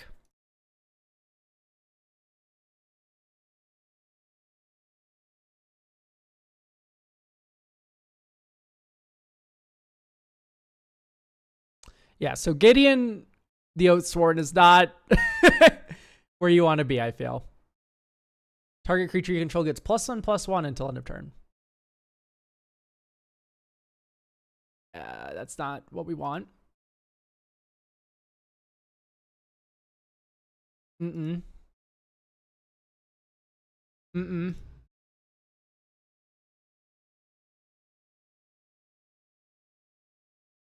To be clear, I will be replacing all of these with cards I feel are good.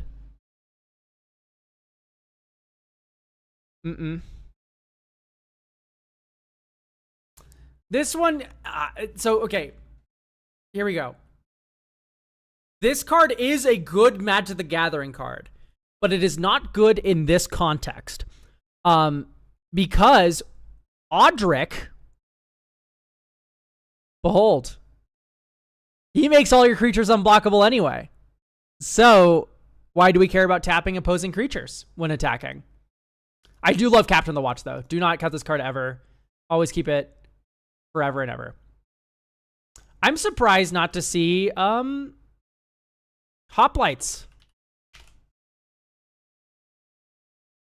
Reverend Hoplite makes white human soldier creatures. As a human soldier, equal to your devotion to white.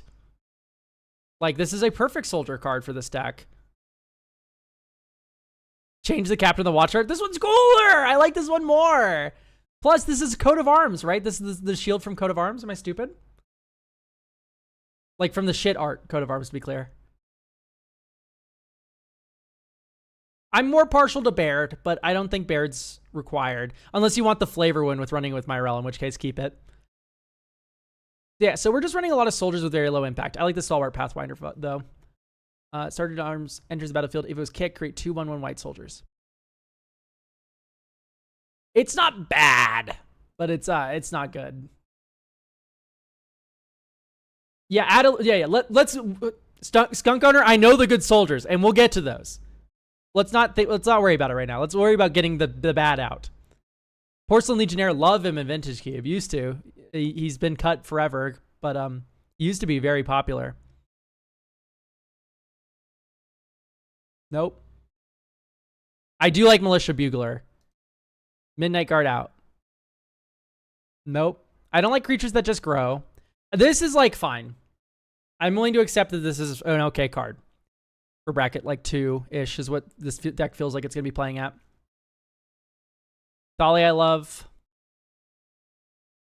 No. I love Porcelain Legionnaire. Porcelain Legionnaire, my beloved, but I don't know if Militia Bugler is good in this deck. How many creatures can it actually get? We'll count those after we add creatures back. No. We don't care about first strike on creatures with +1/+1 counters. Like they can't block anyway.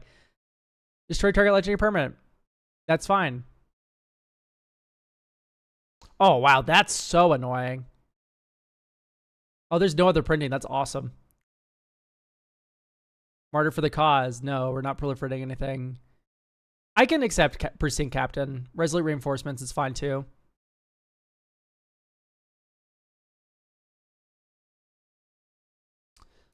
Graveyard Hate's fine.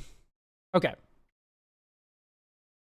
Return 3 mana value. Okay. No. I do not like these effects. The Scout for Survivors style effects. Sworn Companions, no.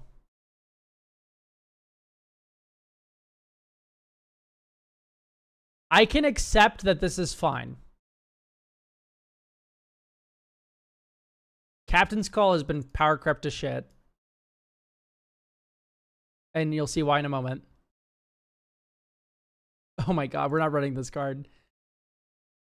Exile all multicolored permanents. Okay, that makes sense. That makes sense. Tap all creatures your opponents control. No, we are already unblockable. Our Revelation. Our Reckoning. Not all of our soldiers are tokens. Charge. No, this is too low value. Protection. Okay, like I appreciate the protection, but there's better options. Okay, there's way better options than a lot of these. Okay, I can accept Harmless Assault, but there is a better card than that. No, you don't want to name Soldier for that. No. This is fine. Make a Stand is okay. We've hit our first, like, this is decent. No. Okay. Maul of the Skyclave. No. Mana Geode. No. So, like, these just aren't commander quality cards is, like, the issue I'm having. Enchant Artifact you control. Keep in mind, chatters, I just cut 2 artifacts from the deck. That's all I cut. So, yeah, this doesn't do anything. It's like you had 5 targets counting Myrel soldiers. Okay, Paladin class is an okay card. Intangible Virtue is an okay card. Rally the Ranks is an okay card. In the Trenches is an okay card.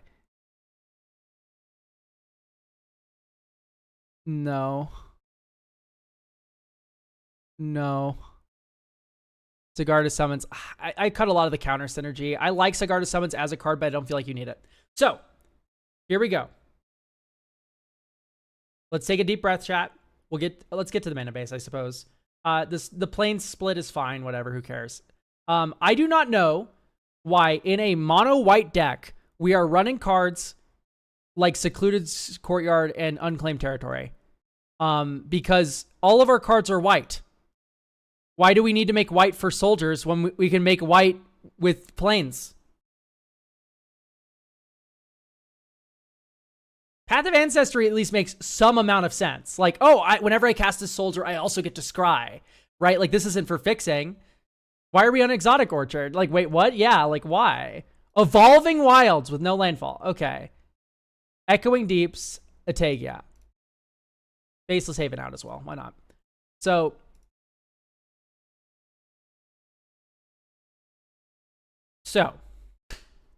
let's add more lands. Mald is also doing an Audric list. That's funny. All right. Winds of Abandon.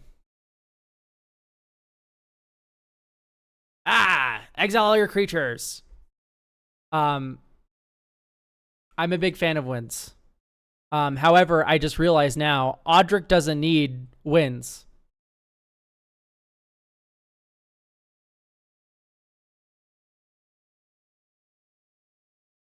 Keep in mind, chat, this is not the keyword Audric.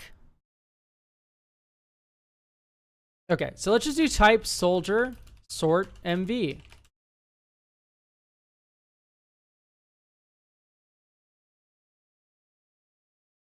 Endless Sands, I'm not hearing you out. That card's just kind of bad. We can add 40 cards to this deck. So we're just going to go by soldier type and add cards. Is this a spirit soldier? No, it's just a spirit. I mean, Asper Sentinel's a good soldier, but I don't want to add a $45 card to this deck. Ideally, at the end, I don't think I want the deck to be more than $100 to buy. We will see how close we get to that goal, but I think that's a nice thing to shoot for. Okay, this supports the go wide theme. Let's see what Kithian transforms into. Attacks Gideon during its controller's next turn of Fable. That's cool. Target creature gets indestructible and tap that creature. That's cool. Becomes a 4/4. Oh yeah, no, this is fine. It's not good, to be clear, but it's fine. It'll be fun to play with, and it will do things. Yeah, you can sort by EDH rec, but I don't feel like that's going to be that valuable here.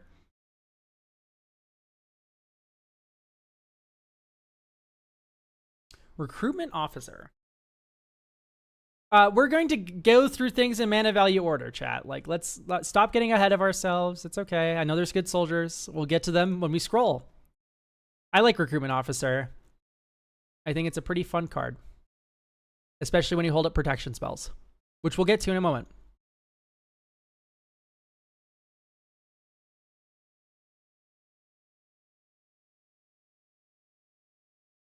Warren of the Inner Sky is not bad. But I don't know if I think it's that good in Commander either.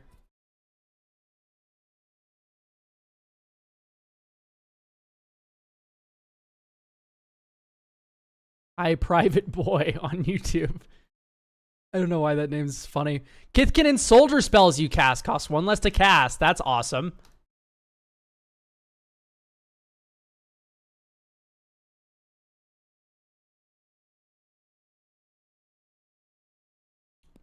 Ugh, $20. Jesus. And it just makes vampires. It just makes soldiers. I do like Cliffside Rescuer.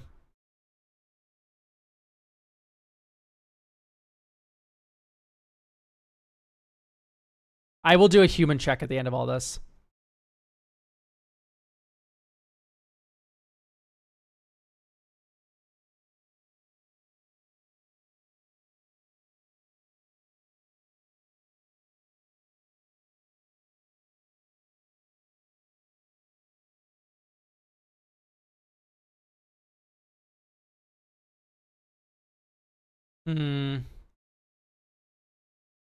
Man, good soldiers are not real, are they?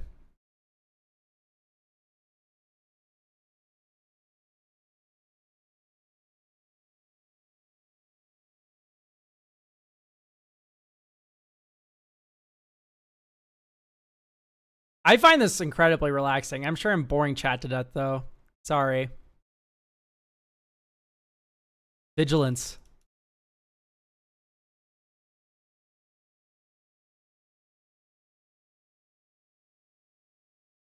Human. Once again, we can do a human check at the end of this. Hope it's all below. Ooh, Tecatli.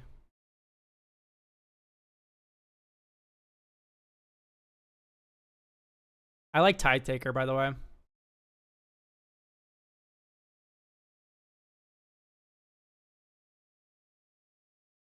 I know Recruiter the Guard is a soldier, which is incredibly exciting. Okay, creatures you control have first strike. I don't know if that's actually that good.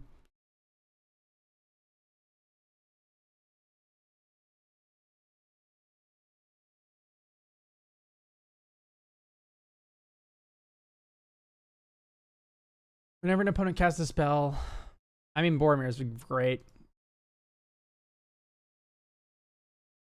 Brimaz. Oh, wait, did we pass Adeline? Whoopsie. Because Adeline is goated. Is Adeline not a soldier?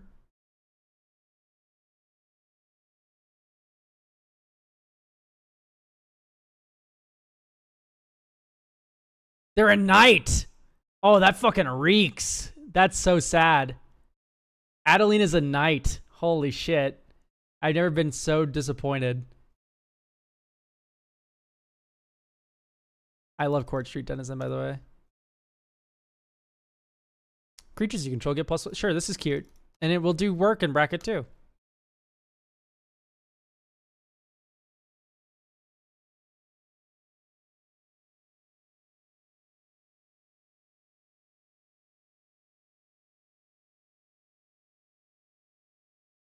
This card's so good, chat. I just don't know if I want to introduce Day Knight to such an innocent, beloved, beautiful deck of love. Alia. Alia might be worthwhile. This deck does go a little wide, it feels. But,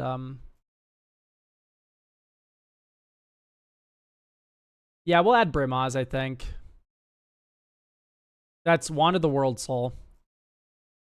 Mentor the Meek has to be in. There's no ifs, ands, or buts about it. Brava. Oh, Ranger Captive Eos is so good. Okay, Recruiter needs to be in. I think that's non-negotiable. Savior of Allenbach. Okay, I've gotten my shit wrecked by this in Cube before, but I don't know if it's quite that good. Oh, no, but when you train it, it's super easy to train it because your creatures are unblockable. Okay, I like that. I like that. Whenever another soldier dies, you create a 1/1 soldier. That looks, yeah, this looks beautiful. Whenever a non-token soldier dies, you make a soldier, and then on combat on your turn, you get a counter.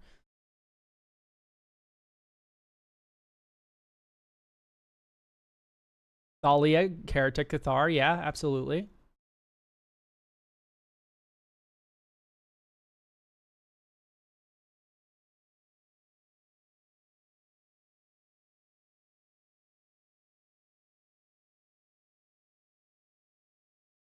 Elk face reveal, please. Maybe one day, like someday soon. Case I forget. Cemetery Protector. I am so curious, by the way, like, why does this one only exile on entry, and it doesn't exile on entry or attack like Cemetery Prowler does, right? Like Cemetery Prowler's entry and attack, right? So why isn't this one?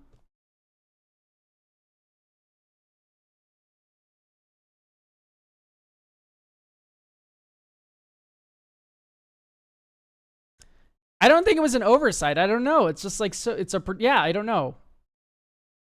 It's a protector. I mean, I guess it'd be busted eventually. What? So every single spell I cast makes a 1/1? No, just kill it. Yeah, but it's not a defender. If it was, Elk, it's a protector. Then it should have flash defender. This protector can attack just fine. Like, then give it defender if that's the flavor reason. I like Fireman Commando.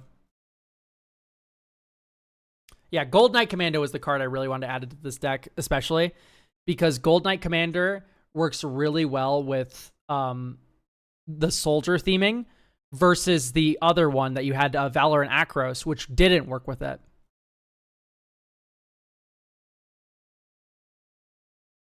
Yeah, because graveyard or cemetery or whatever. Graveyard glutton is what I'm thinking of. Whenever this creature tap. Yeah, we don't care about tapping, though.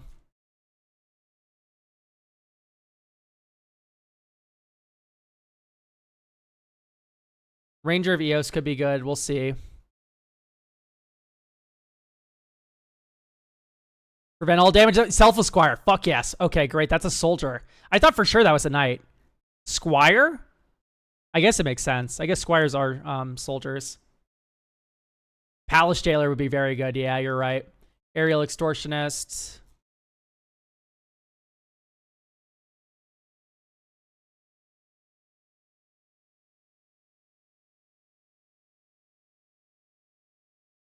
Hixus. Come on. Hixus is so funny. I don't know if I can add it. Is that 1 6-mana one also a soldier?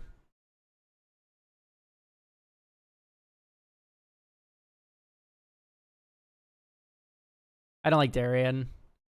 Sorry, chat. It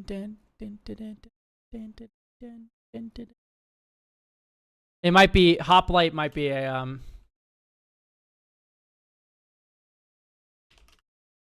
the 1/6 drop. Yeah, it's a human cleric. Yeah, Reverend Hoplite was one of the first cards I added. Cathar Commando's already in. Okay, so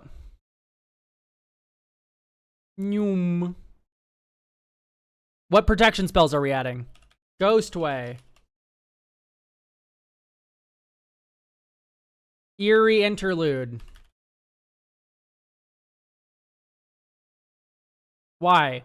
1. ETBs. 2. Farewell. These are farewell protection.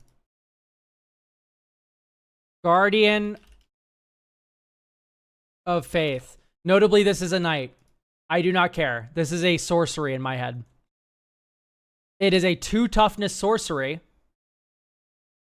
And the 2 toughness sorcery can be grabbed by Recruiter of the Guard.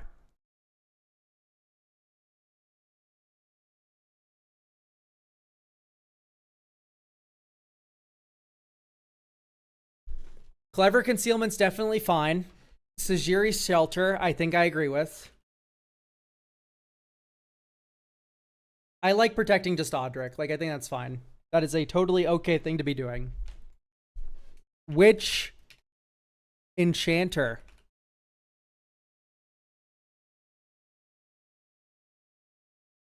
Razorgrass Ambush is actually really funny. You can send your 1/1 token in with Odric and force someone to block it and then kill their 4-drop with the Razorgrass Ambush.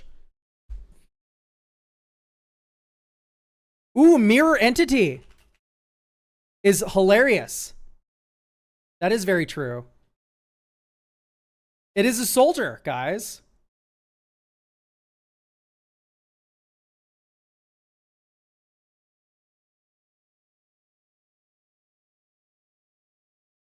Okay, I think I'm slightly off Intangible Virtue. Clamp. Probably.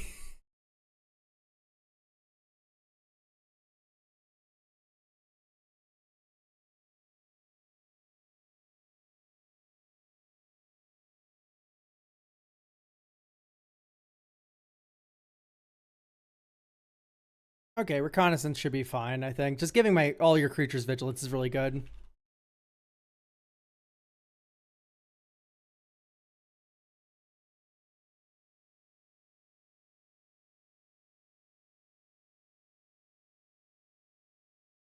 Irregular Cohort? No. I don't want to put Cloud in this deck. He feels slightly too expensive. Keeper of the Accord is fine. I feel like we're going to have more creatures than everyone all the time.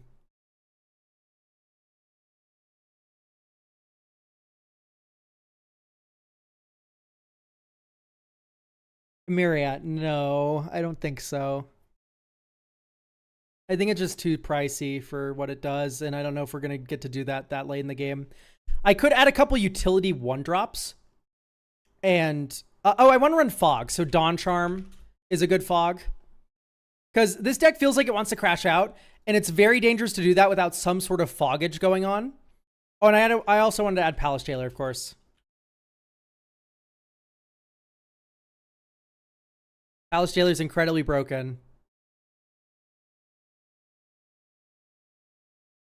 Yeah, Legion Loyalty is on theme for soldiers. I can like that.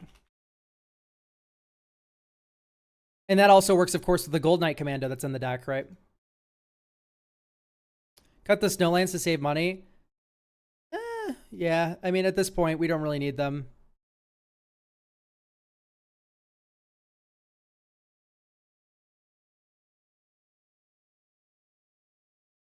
Scavenger Grounds. Let's add Thraben Charm. Thraben Charm's a very good modal removal spell.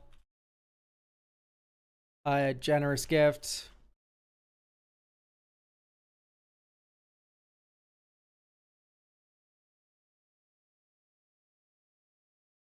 Yeah, Ministerith is on theme too. I can get behind a Ganjo for the same reason I can get behind Razorgrass Ambush.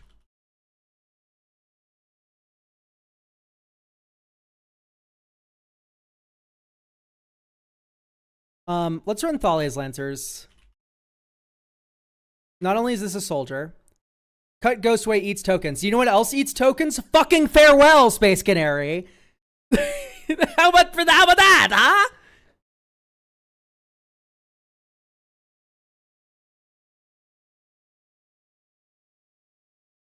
Plus, if you have Revenant Hoplite in play, you just get them all back. So, yeah, I'm not cutting Ghostway. Over my dead body, pal.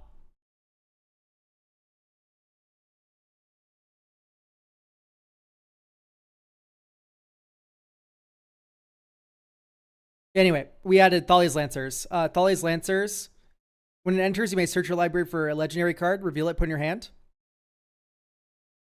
Search for Glory, I don't know about adding. I like Thalia's Lancers. Oh, it's a knight. Despicable. Despicable. It's a knight. We can't run it, chat.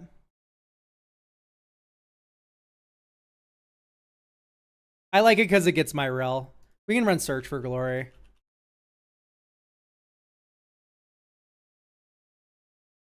Just Nevermore on Farewell.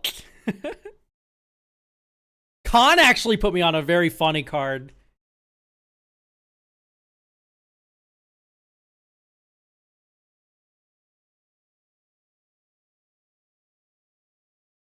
Null Chamber. Yeah, Khan put me on this card, and it's unironically, I think, very good.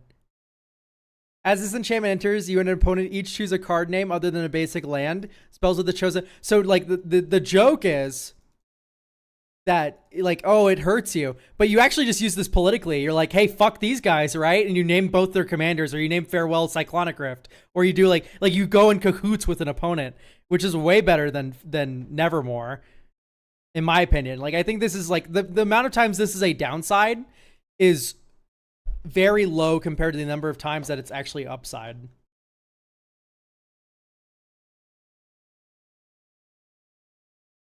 Oh, it's a world enchantment? That's hilarious.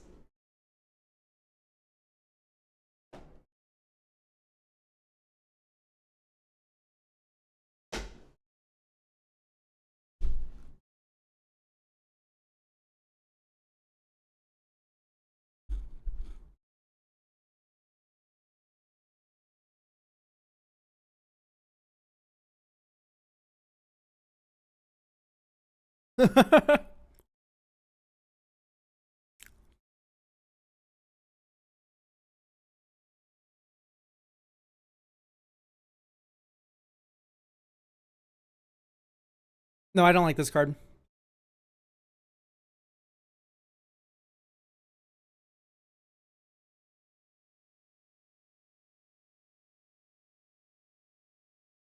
Once again,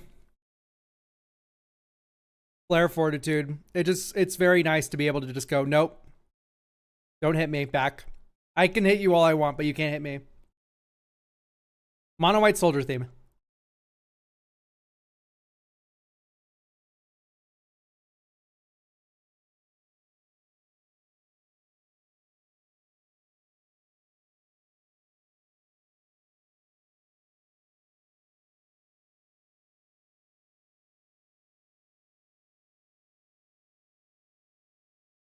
Hmm. Mmm, yummy, yummy, yummy. I love Basri here. -2, swing out with my whole board, create a bunch of chump blockers for Basri. Are you fucking shitting me? +1, maybe get to be able to do it again. Call the copper coats, of course.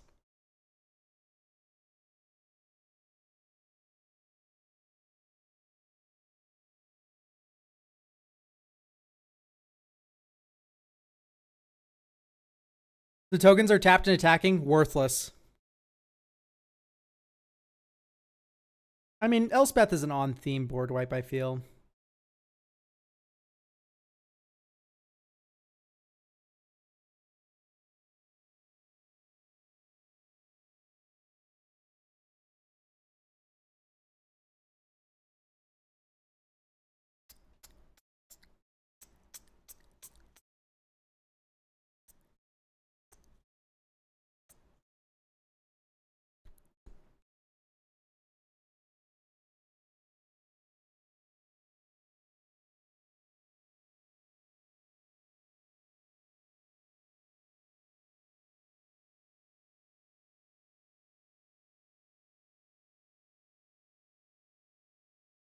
Hmm.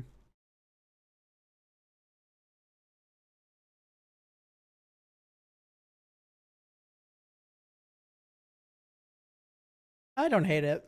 I like tapping 3 of your creatures after crashing out at you. Alright, let's add the Skull Clamp.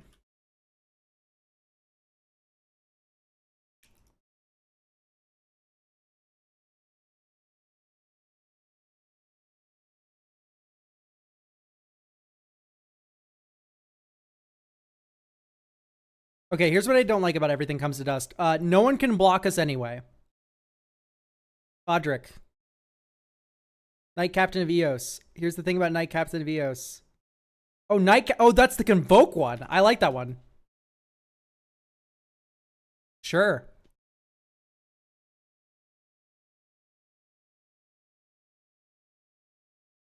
$29 humans, 33 soldiers. So I do think Coppercoat Vanguard is worthwhile. It's probably better than the instant speed raise the alarm. All right, let's play test. All I'm looking for is that this deck flows nicely. It does not need to win the game by turn 7. We are playing at like a bracket 2-ish, it feels like. Relic Seeker is an interesting addition for sure. I am not discounting that. Let's just level this up. Attack you with a 3/3 Vigilance. Okay, here's Witch Enchanter. Let's get the Monarchy. We have 2 3/3s.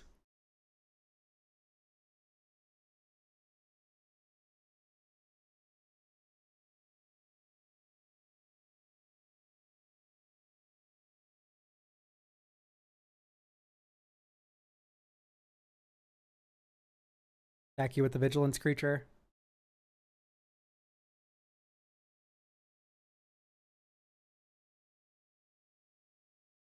Audric.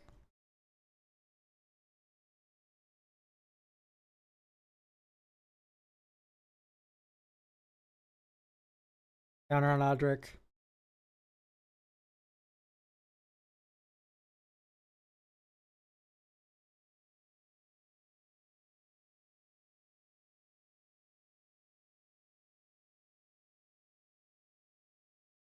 Okay, here's turn 7. -2. Level up Paladin class 1, 2, 3, 4, 5.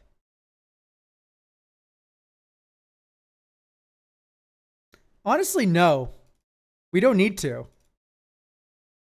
Gold Knight Commando. We have -2 Basri. Combat.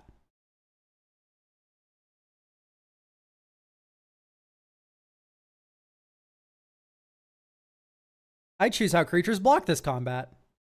Everything gets +4/+4, plus the additional +1/+1 we already have. I fucking vaporize someone.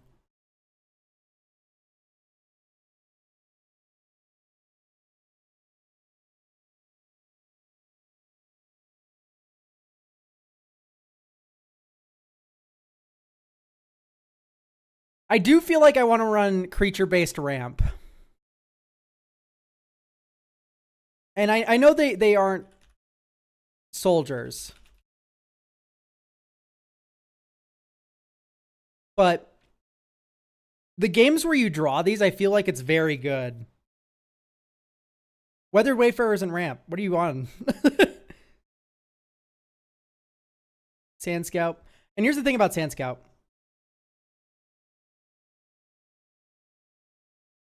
I will air at Archway this deck. Chef at Dunes is just so good in this deck.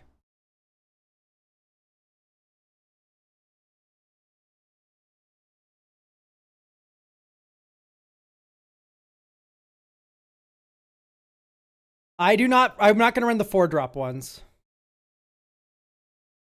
Valley Rush is already in. Grow up.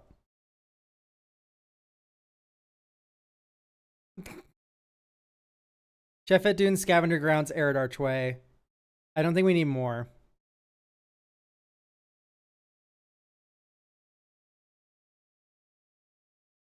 Stalwart Pathlighter feels like the strange out weird one. Scholar of New Horizons. There isn't a lot of counter generation. Keeper of the Accord. I know. Yes, we've been over it. I don't like. We typically have more creatures than everyone. I'm pretty sure.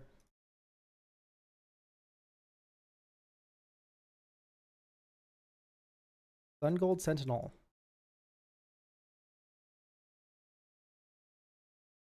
Recruitment Officer. Coppercoat Vanguard. These are all humans.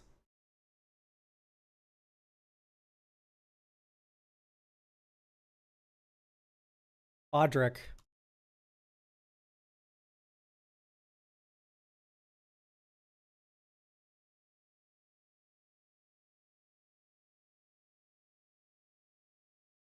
Hooray! Die! This is like 1 billion damage.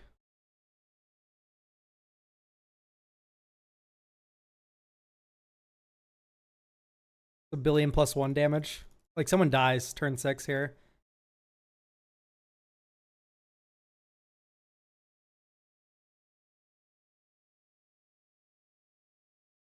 Yeah, Spectrum Sentinel is a very funny 1-drop, but it's very funny in life gain decks, not in soldier decks.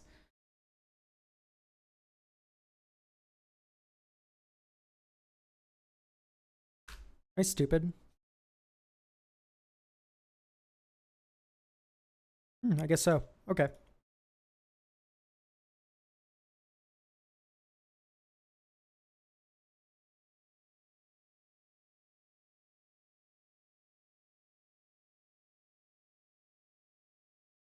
Yeah, Granger Shendo is a pretty good protection spell. It was feeling like I needed one more. Daru War Chief.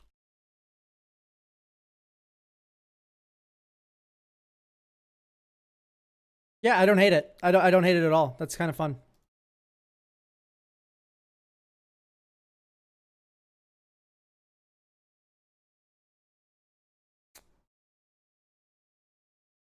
No, timely reinforcements are just kind of good, isn't it? This does feel a little bit like a Lightning Greaves deck.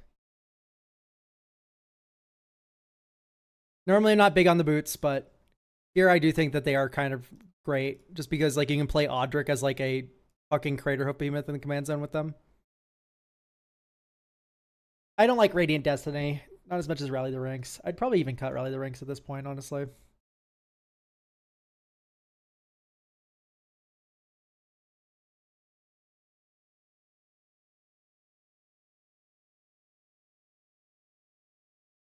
Even though it goes Vigilance, I'm a little bit more into it now. But still, I just don't know if we have the room. But maybe it's better than In the Trenches.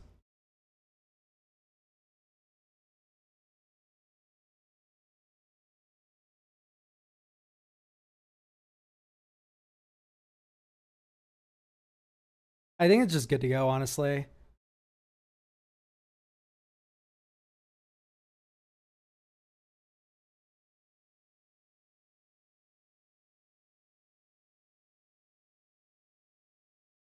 Oh, some generic catch-up ramp like White Orca guy, of course. Oh, why didn't I think about that? You know, I feel like this is good to go. Yeah, I got time today, Choo Choo Beans. I'd like you to link the deck, though. Bobberation.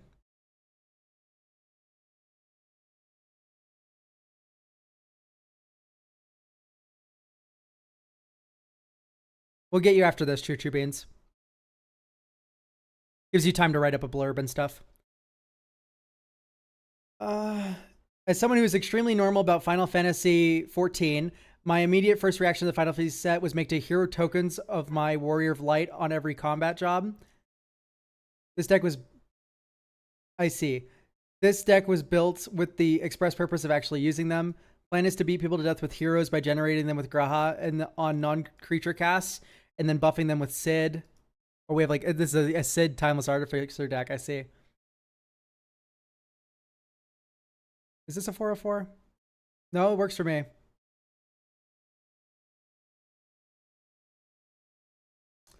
Sid Cycle is a combat trick. Okay. I have a couple ways to give mass evasion.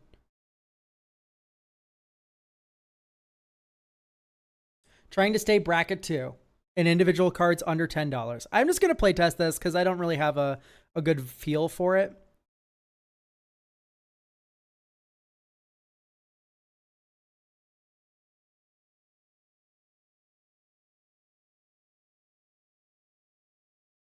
Okay, already we just need more lands. 36 is not a responsible amount, and we're not running land cyclers. So we're going to duplicate the list. Oh, we have Lauren revealed, exactly. Still, though, we need more than 37 lands.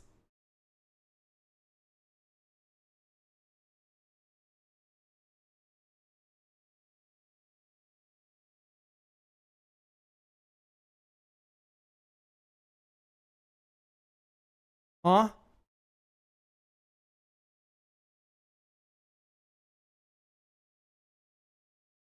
What is Thopter Spy Network doing in here? There's not that many artifact creatures. Is there something I'm missing? Are the heroes artifact creatures? I don't think so.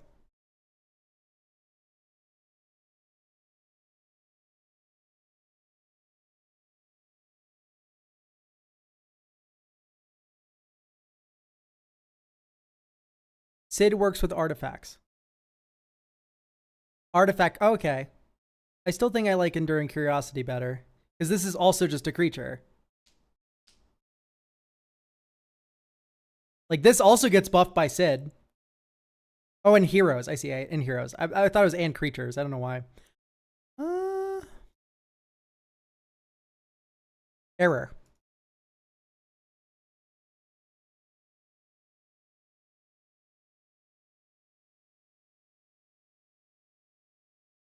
Like, I think just drawing off of all of your creatures equally is better than like, ooh, it's cute with Sid. Like, sure, it is cute with Sid, but still. Let's get some more, like I said, actual lands in here. Whenever you pay life, you may pay X life. I see.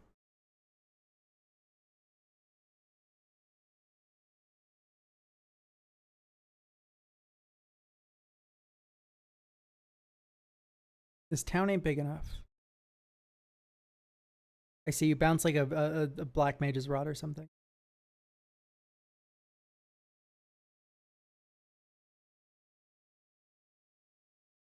I think this is better as a Winds of Abandon deck.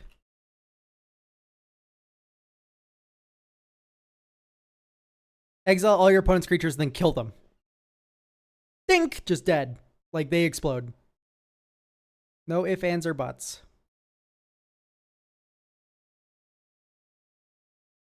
I feel like this would also very much benefit from, like, a Treasure Cruise.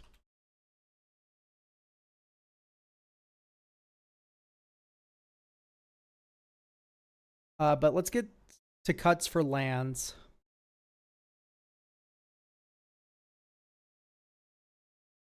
The Regalia.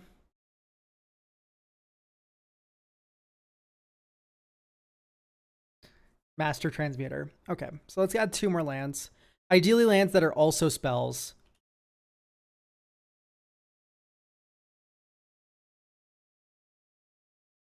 Felder Profane. Salundi Vision. Waterlogged Teachings could be fun.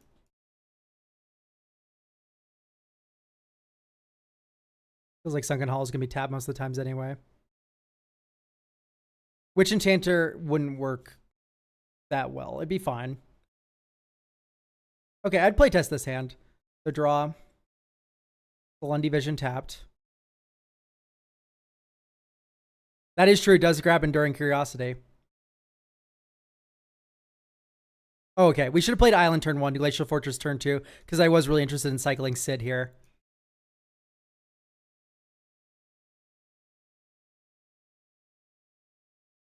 And then this is Patchwork Banner on Hero.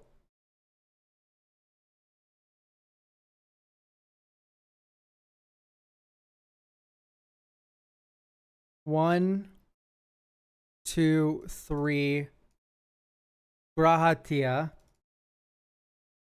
And it had to tap like this, sadly. Black for Font of Agonies. Pay a life, get a hero. Whoa, careful. Here's our invisible hero token. There's Enduring Curiosity. Okay.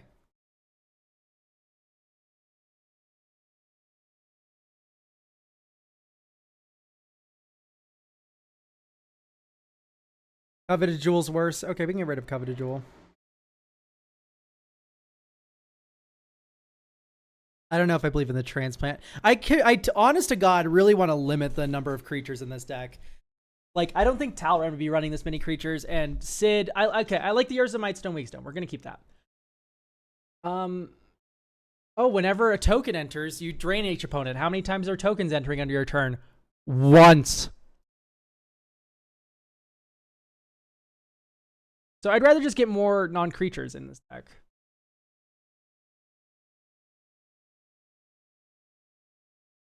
Yeah, creature tokens you control have lifelink and vigilance. I don't think that's really necessary, especially with Vault of the Archangel right here in the mana base.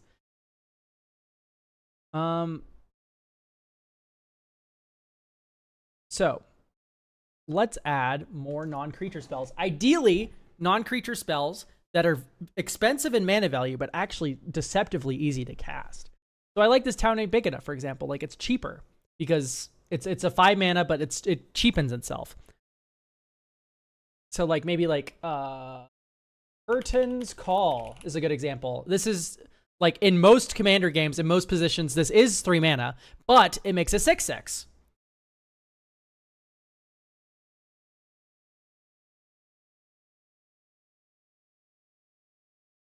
Is Dig Through Time good here? So typically with Delve spells, you do not want to run too many of them. That is the major point. Do not run too many Delve spells. It is very dangerous. I prefer Dig to Treasure Cruise. That's fine. You can run Dig instead. But like, I like Treasure Cruise better. And here's why. We are a budget 3-color deck. That's it. That's the end of thought.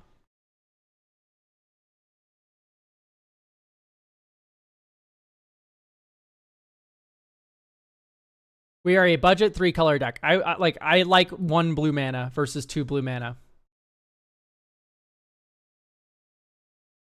Yeah, I wouldn't want to run 2 Delve spells for sure.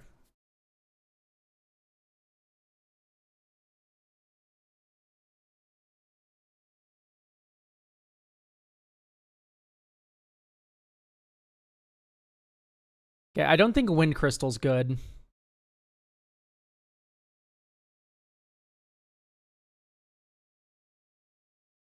I like Escape Protocol. That's really funny.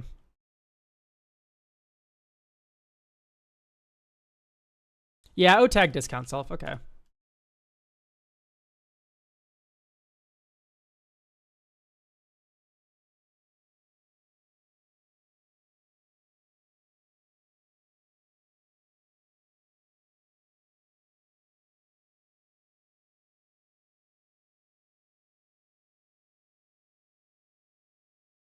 Oh, Convoke. I don't know how to feel about Convoke.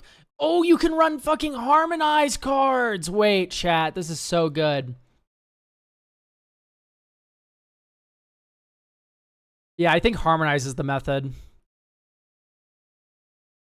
Let's check Sorcery really quick, but then, yeah, we're going to probably put Harmonize cards in here.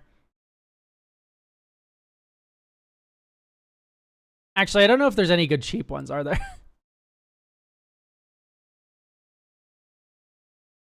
Temporal Trespass. Oh, it's so good.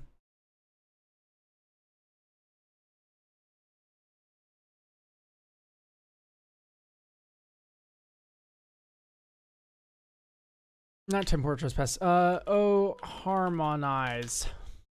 Expensive Harmonize cards. Do you exist? Nope. The most expensive is 3 mana. Womp womp. Bummer.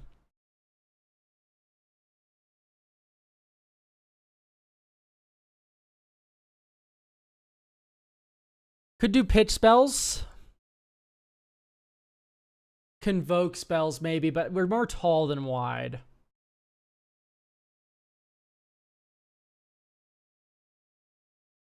Let's just run the Hagra Mauling, I think. Or Salundi Vision. No, Salundi Vision's already in. Danny Pink.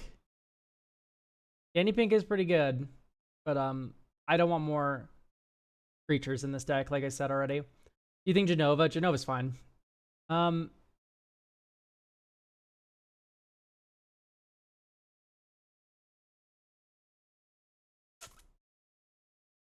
Snuff Out or Baleful Mastery?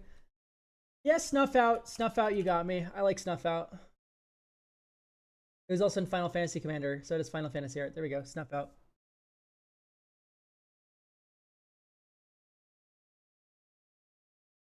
Yeah, Teamer got the Harmonize keyword. So it's only in Teamer colors. And it was only in that set, Razor World. So yes, there's only 12.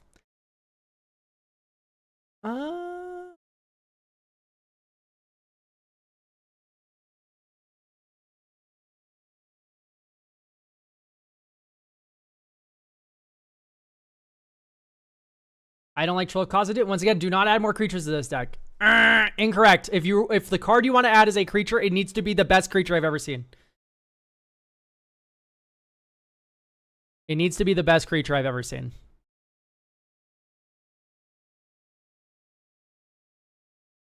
Rooms is cute.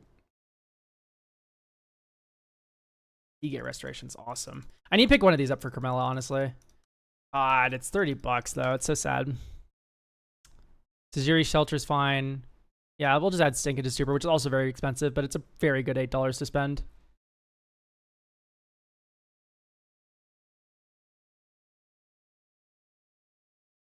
Okay. Oh, we need one more card.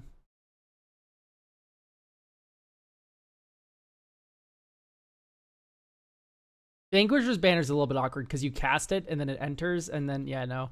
I think I'll just run Reconnaissance Mission. Because you can cycle this, which triggers Escape Protocol, which is fun, but then it also just, like, when you hit someone, you draw cards. Very fun. All right, let's play test. Yes, the Dimir MDSC is in the deck.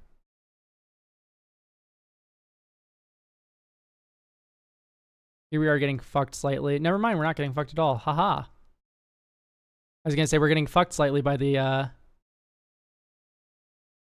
funny MDSC, but we're not. Let's play Path of Ancestry tapped, actually. So here we can just hold up Sink into Stupor, which I think is what I'm going to do. Pass. Nope.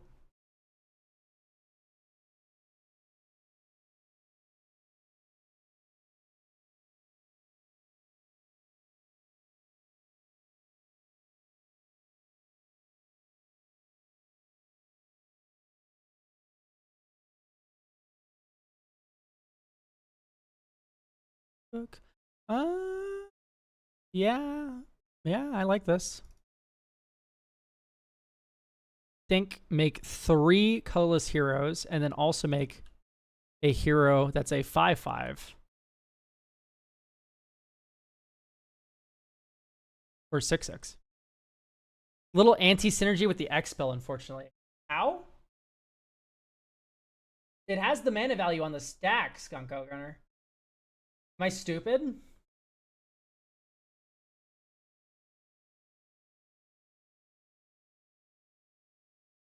Okay, great. I'm glad I'm not dumb. So we have a bunch of attackers here. Dink, dink. So we're not going to attack with 8 or more, but we can attack with 4 or more. Right 2, then draw. Top, bottom, draw. These get chumped or something. I don't know. Okay.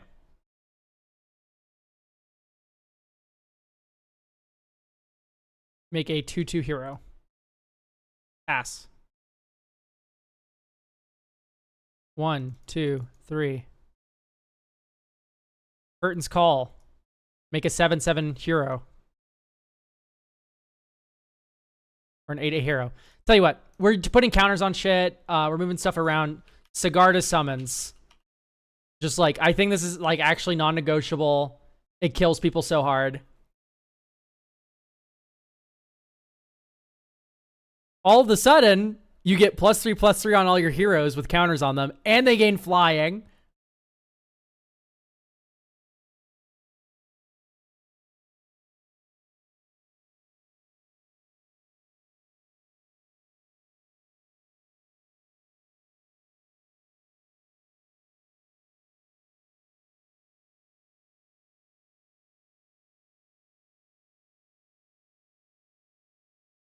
Yeah, it's probably just dismantling wave.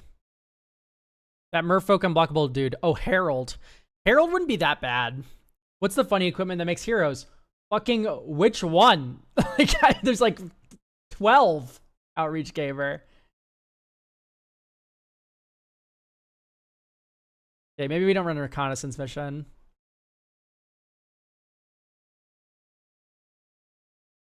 And I wonder... I would like one more source of lifelink. A pork product, thank you. Like Shadow Spear would be very nice, but like that's so expensive.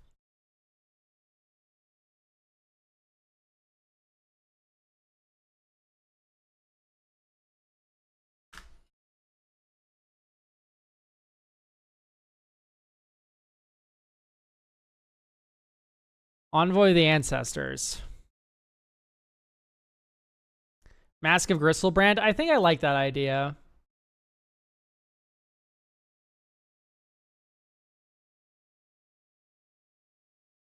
Yeah, I know you had Teysa, but I think Mask of Gristlebrand is a lot more better. Just because it's non-creature, right? You play this after Graha Tiha, you make a 4/4, and then you equip it, it gets flying and lifelink, and you go dink, dink, dink. If you ever make a bigger one, you move it onto that one.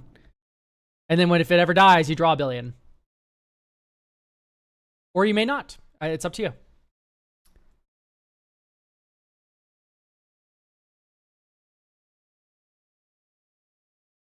You can also run the 6 mana enchantment.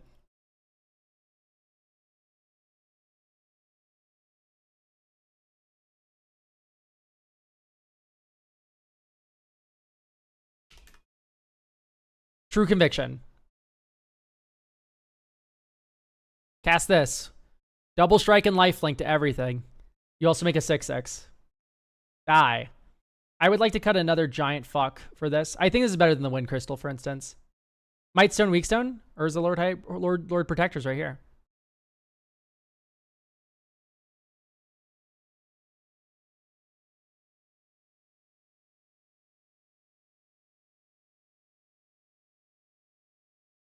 I don't want to cut an artifact. We're already so low on them. Although maybe I just cut Baleful Strix. I think that's the right move. All right, let's play this one more time because I'm kind of having fun with it. All of our lands enter tap forever.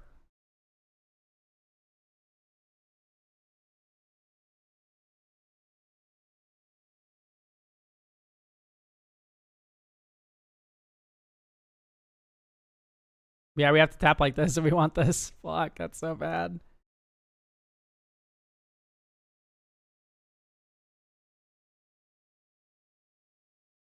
And we can tap Not Like a Moron here. Miss our land drop. Starwinder, I think, is a little too hard. Maybe you just like swap out Enduring Curiosity for it, draw a billion. It's decent. I do think I like Enduring Curiosity more, just basically gets got off the waterlogged teachings. I'll go bends and let go of the expectation. I think this Vindicate should just be a generous gift. Move as much of this onto instant speed as possible.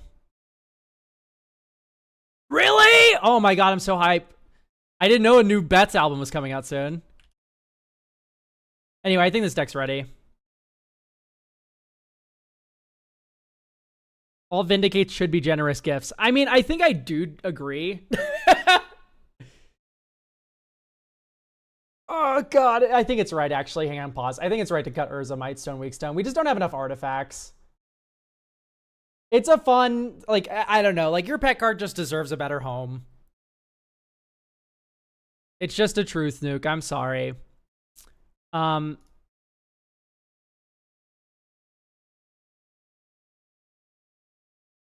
Here, run access denied. This will give you the Sid funnies that you wanted. Access denied counters a spell and then makes X Thopters, where X was the mana value of the spell. So you get a 5/5 here, or 6/6 hero, and then you also get X Thopters, where X is the spell you counter. And then maybe just one more counter spell, like an Arcane Denial. Like it's not a feels bad at bracket 2, and it kind of does what you want. Very good. Okay, now it's ready for real. Yeah, Force of Will is very good here. Also, we are bracket 2, so we can't run it. Thank you. Okay, Choo Choo Beans.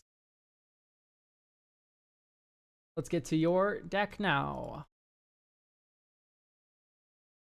Although I think I will run a little ad break.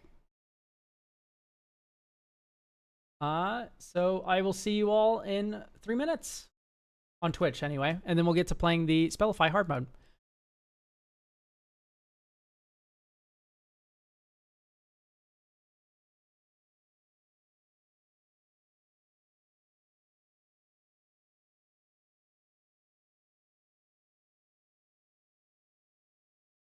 UCONTROL have whenever this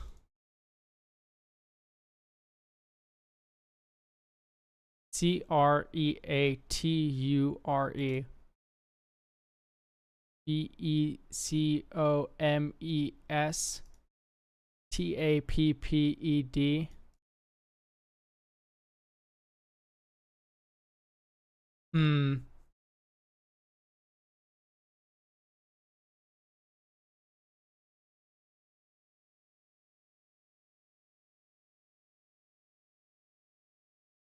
TAPPED.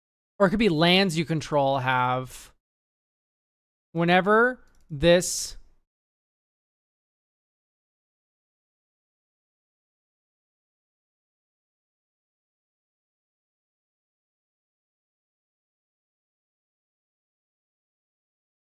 word's strange. Whenever this becomes tapped, whenever this permanent becomes tapped,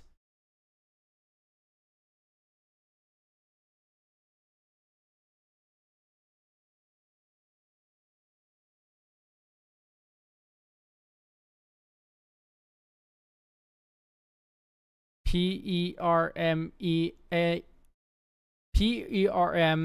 yeah.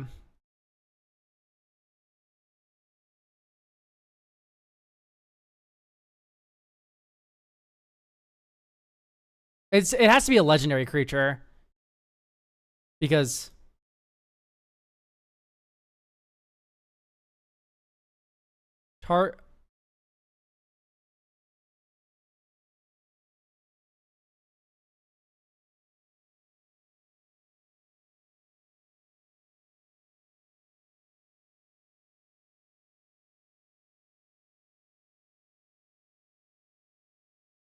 ability TRIGGERS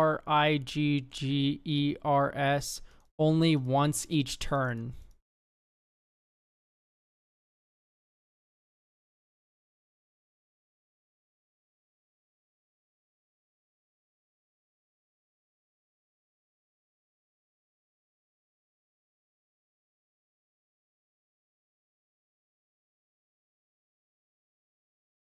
+1/+1 counter on it. +1/+1 counter on it. Put a +1/+1 counter on it.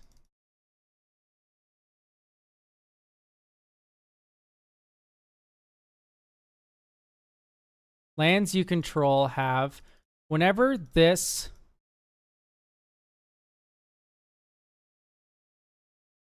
This is such a weird card. It's an elf. C-L-E-R-I... No. Elves you control have... Oh! I don't know his epithet. This is the guy that untaps your elves. Whenever an elf becomes tapped on your turn, you untap it. And then it gets you put a +1/+1 counter on it, but only once per turn for each elf.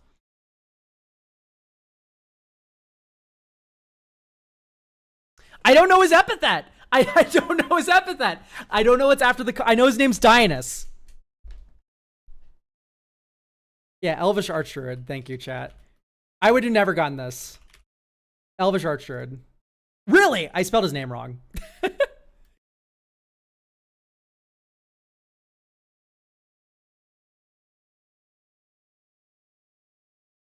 I know the card, I just don't know how to spell it.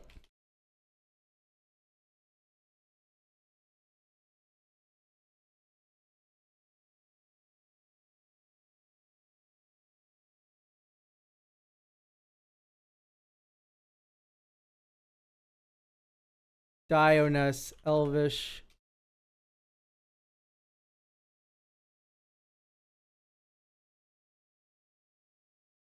There we go. I knew what the card was after, like, I saw it was elves. But, yeah, it's, like, very confusing. Like, I just didn't know how to spell the name. How much is this card, by the way? It's only $6? That feels so cheap. I mean, the art's ugly as fuck. Like, I don't like the anime art that much. I wish they had, like, normal printings. We are done with the ad break, though, so let's go ahead and get to Asika's Chariot. This is Choo Choo Bean's deck. I have a lot of thoughts about Asika's Chariot. And none of them look like this. Oh, no, Timeless Witness. Fanatic of Roninus. Okay, good. Untap 2 lands. Nissa.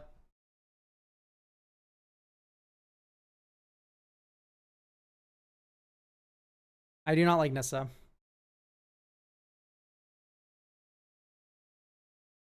Yeah, I got a new computer entirely. Okay, Utopia Sprawl. Okay. Utopia Sprawl Wild Growth needs to be joined by Fertile Ground. That is just non-negotiable. I would like you to repost the post. Okay. You talked about brewing a Asika's Chariot with the Edge of Eternity's rules change, but never did. So now I'm forcing you to look at this abomination. It's a green token's value shenanigans until I stumble upon one of the infinite combos like Ewit, Kogla, land untap, or Timeless Witness, Common Good untap, Shigeki, Regrowth untap. The combo is infinite mana, infinite costs. Yeah, we see the second harvest. Most likely draw my deck and win with Hurricane. Okay, I don't think Hurricane's the best way to win.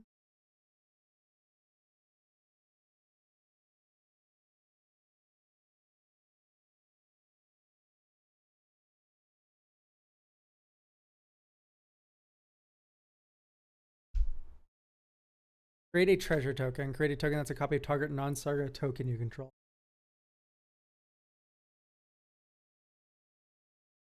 Asceticism is a bit weird. I think I'd always prefer this to be Sereth.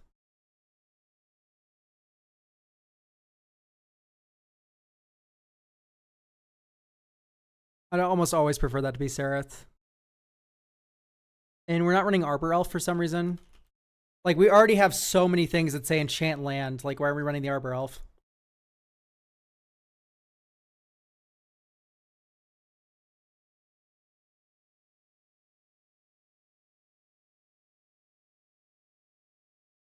Oh yeah, we have Finale of Devastation. Yeah, we don't need Hurricane.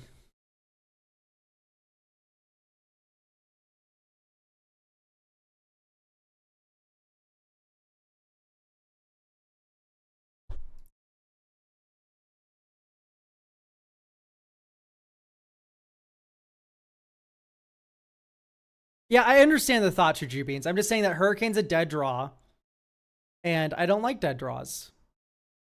Whenever another non-token creature enters the battlefield, you may pay 1 and a green. If you do, that creature's controller creates a token that's a copy of that creature.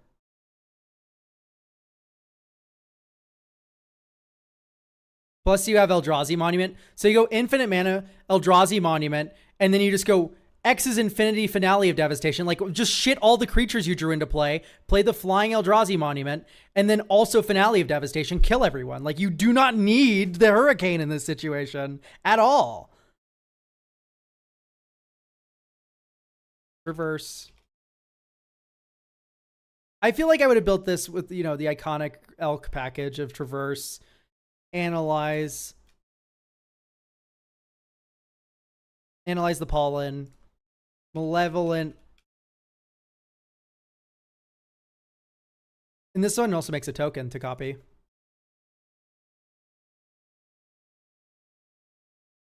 Malevolent Rumble. Hurricane isn't countered by a fog though yet, right? Yeah, but neither is Questing Beast.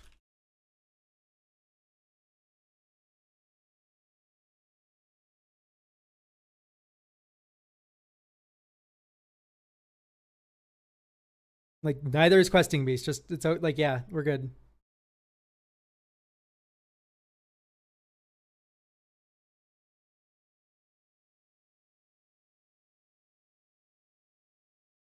But Questing Beast loses to a counterspell on top of the fog. Sure, then you lose. Beginning of combat on your turn, make a token copy. I would like to maybe see. It would be kind of fun to have like the 7-drop. You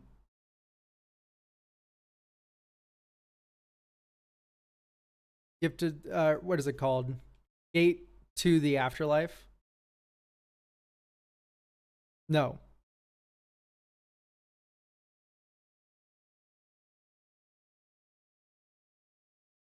God Pharaoh's Gift. It's another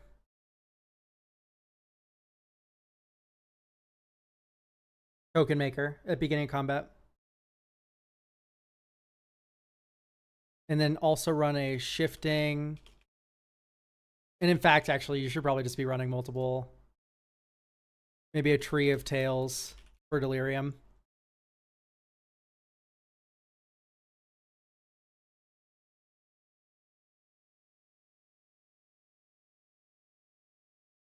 I think Helm with the Host is too expensive.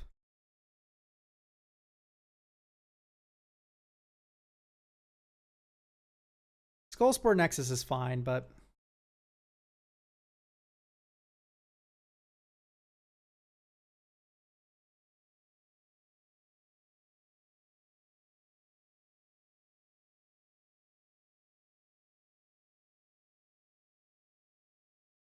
so Root of Awakening is like untap all lands, and then second harvest Ewit, and then Root Awakening again.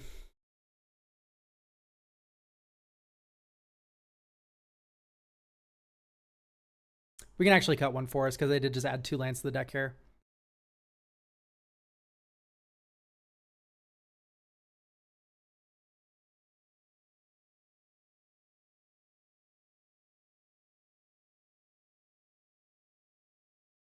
No, Veil of Summer, don't add it. I don't think it's needed. It's okay.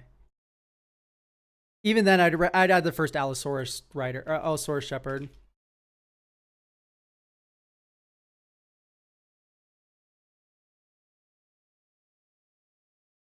I like Allosaurus Shepherd more.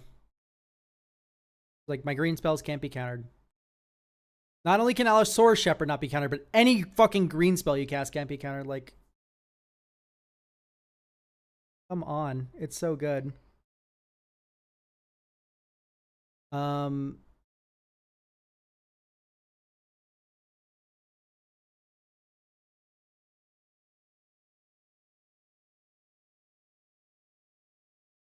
don't know how to feel about Harvest Season. Audience with Tristani. Audience is probably fine.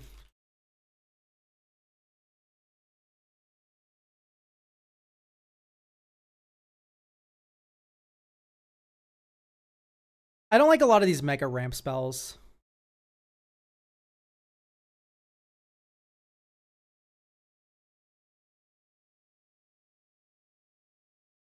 Like, a lot of our ramps just on enchantments, which is pretty cool. I've been really off city, Sylvan Library.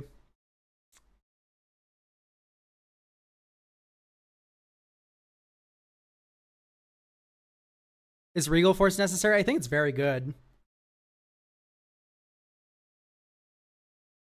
Commanders have hexproof. It's a vehicle, man.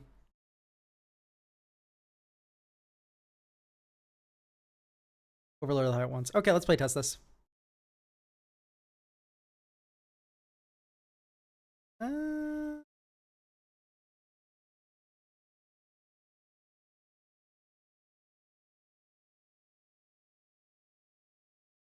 Aw.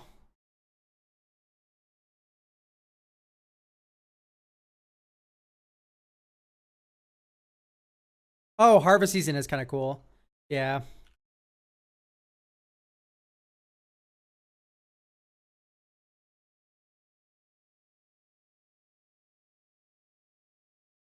Bouncers beat down his green kill opposition agent.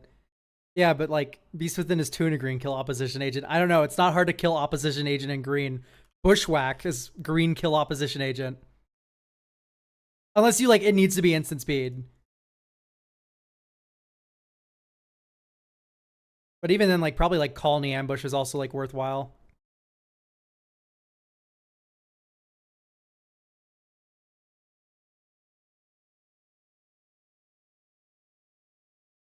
All basic lands.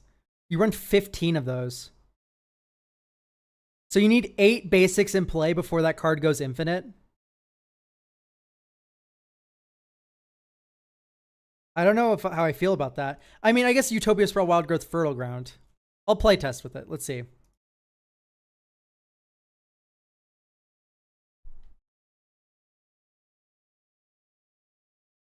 I run 15 because you cut a bunch. I did not cut a bunch of forest, Choo Choo Beans. Hang on. I'm being slandered.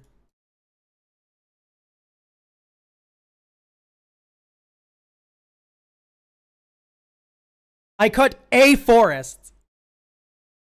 I saw you drop like 3 forests. You are insane.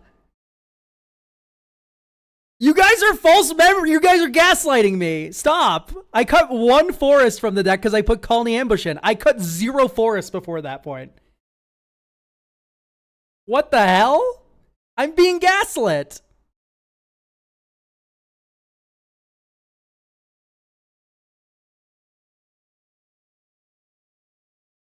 You swapped one out for Tree of Tales. Okay, weird. All right, here we go. 1 forest. There you go. Because, like, I only saw 1 cut in the...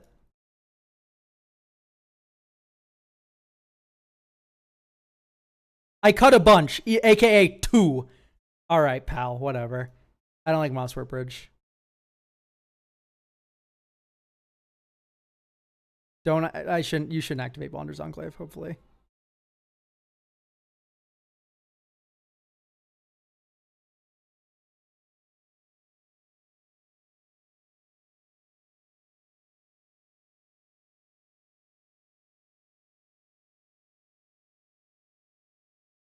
I am mega gaslit today. Chat make it sound like I did some mass deforestation when realistically it wasn't that bad at all. City of Death. Add token. Eldrazi spawn.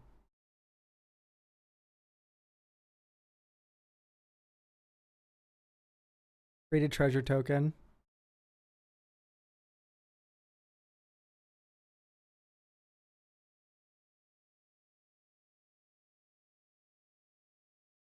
Create a token that's a copy of treasure.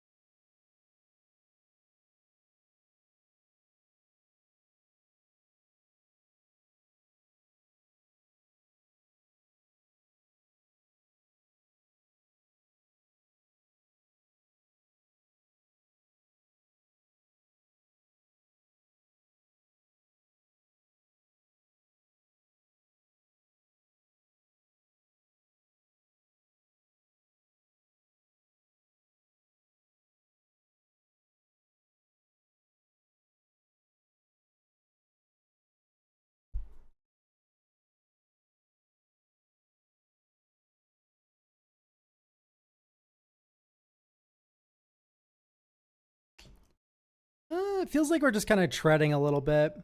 I mean, maybe just Archdruid's Charm here for...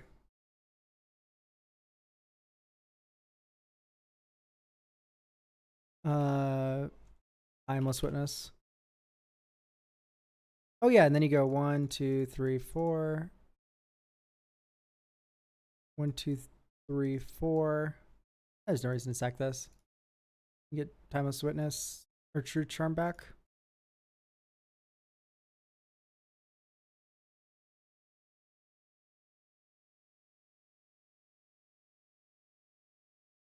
Dreamer, listen to the music, pal. I'm focusing on trying to win up by turn 7 here.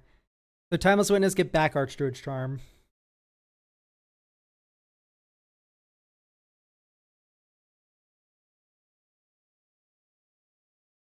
Fanatic of Ronus. Yeah, it's like you need Second Harvest so bad. It's hard to just like find it.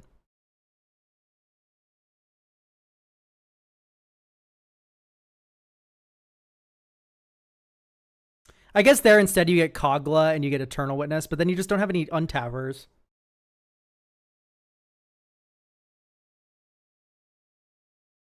Is Parallel Evolution another copy of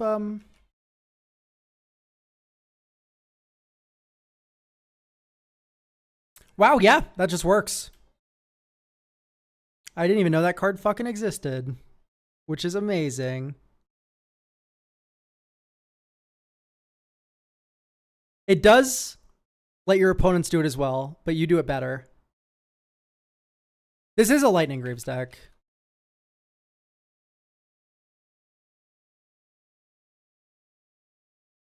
Lightning Greaves is the way you can activate the Fanatic of Ronuses right away.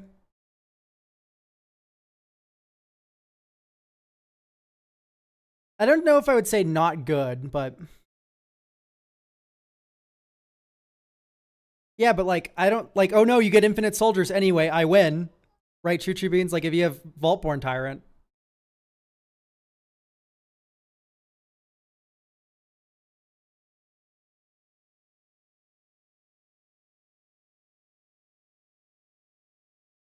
I don't know. Like, here's the thing. If I have Vaultborn Tyrant die this game, and then I crew Seeker's Chariot, and I can make another Vaultborn Tyrant, if I get 2 Vaultborn Tyrants, and my opponents, like, each get, like, a couple of creature tokens each, at a hoof win, no, you don't need it.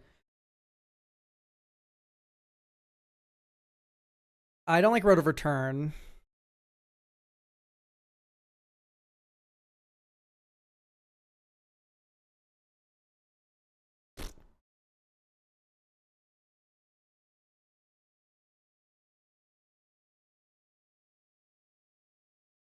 Is part of the Shigeki combo line. Aw.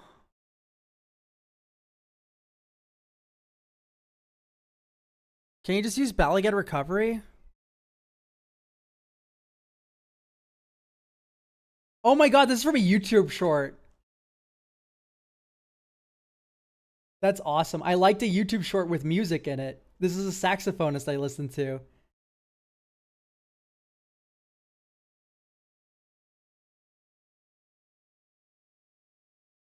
Okay, so Choo Choo Beans, your argument to keep Road of Return is that it works with Shigeki like the other 3 regrowth effects we run. Like, I don't know. I think it's our worst regrowth effect. Let's just not run it.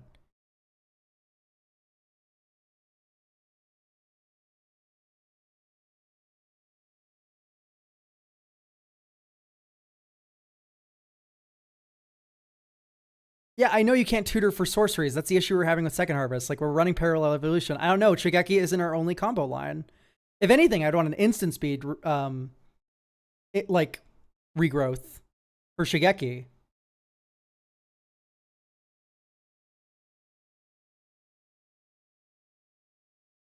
Because it's really nice to do it during an opponent's turn. I want, like, actual regrowth. I just added, like, a bunch of cards that, like, kind of self-mill to this deck. So, like, having actual regrowth to pick up a Second Harvest is, like, more important than buying back your commander. If you really want multiple regrowths, you need to be running actual regrowth.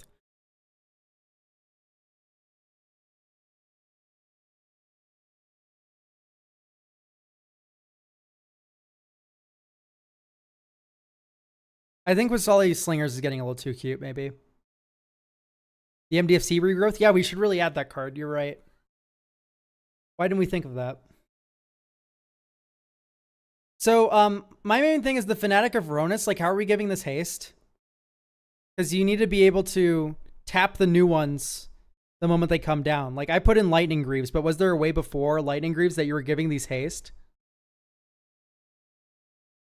Because the Fanatic of Ronus Timeless Witness combo doesn't work unless the Fanatic of Ronus gets haste in some way.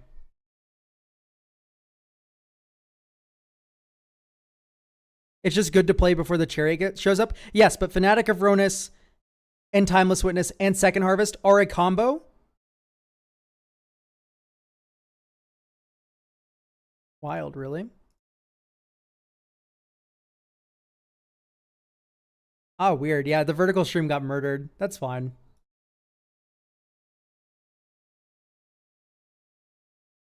The music must be getting sent to the vertical stream. That's probably what's just happening. Oh well, no worries. Yeah, that's a combo line. That's the initial combo line I really recommended for this deck. So yeah, you needed Greaves.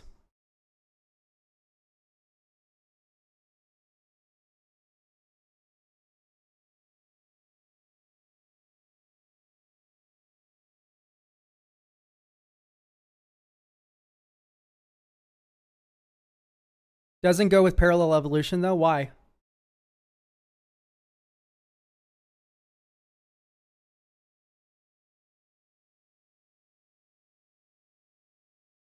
Why doesn't it work, Choo Choo Beans? Because it costs 5. Okay, let me walk you through the combo. Because you're just misunderstood.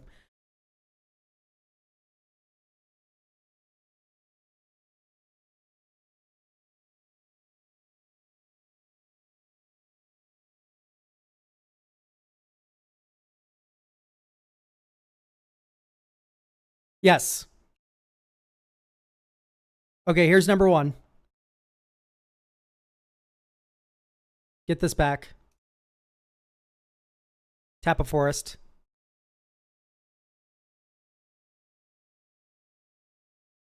Get this back. It's infinite. It works exactly like Second Harvest.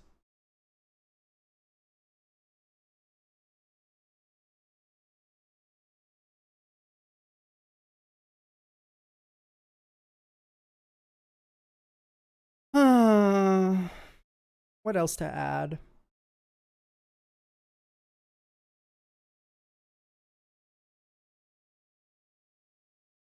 I mean, maybe you do just add the 1000-year.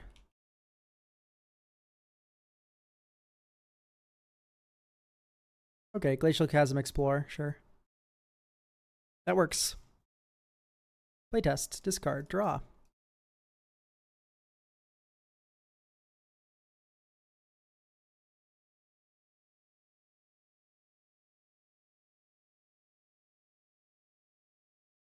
Okay, this game looks like literally perfect.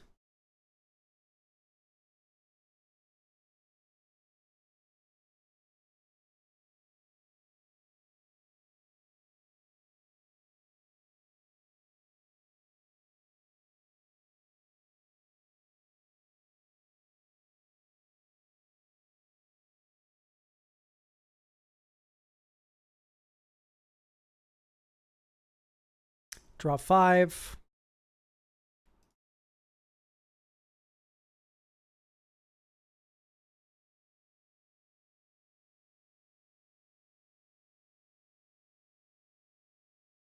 We would have had to move to discard 1 sec.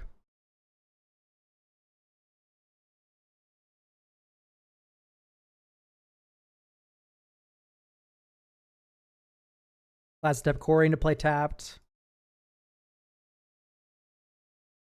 Reverse the Uvenwald. Timeless Witness. Move to discard. Discard Timeless Witness.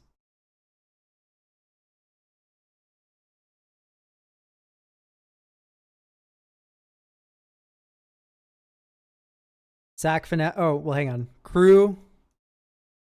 Sack Fanatic of Ronus. 1, 2, 3, 4. Eternalize.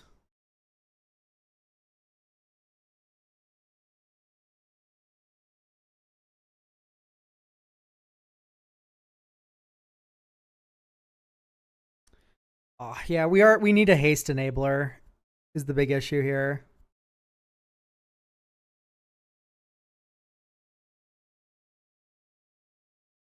So is there a good like creature haste enabler type creature? Craterhoof is not a haste enabler. Don't type Craterhoof in chat anymore. No one type it. I've already said no.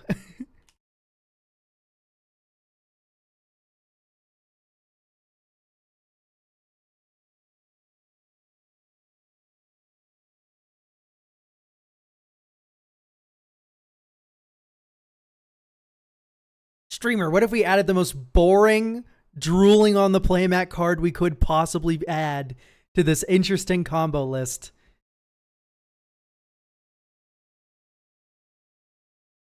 Yeah, Concordant Crossroads isn't a creature. We're looking for a thing that gives other creatures haste that is a creature, so it's easy to tutor for. I know there's that 1/6 drop that does it, but yeah, like Surrak and Goreclaw, but that's so expensive. It's 6 mana. Is there really nothing better? Surrak and Goreclaw is strictly non-token. That's fucked up. Uvenwald Oddity. No, we need it to be permanent. The bridge doesn't work.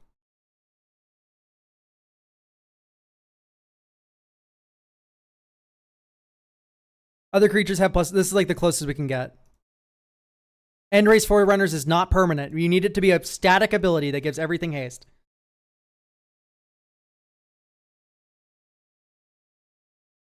It needs to be a static ability that gives everything haste.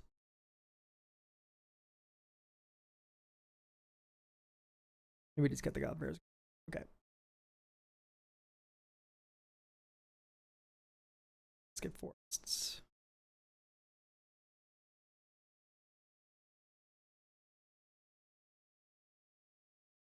Wild Growth.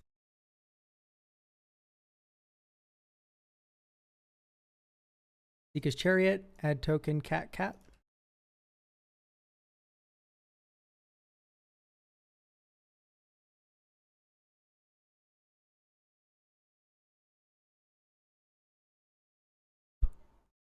Well, this fucking reeks.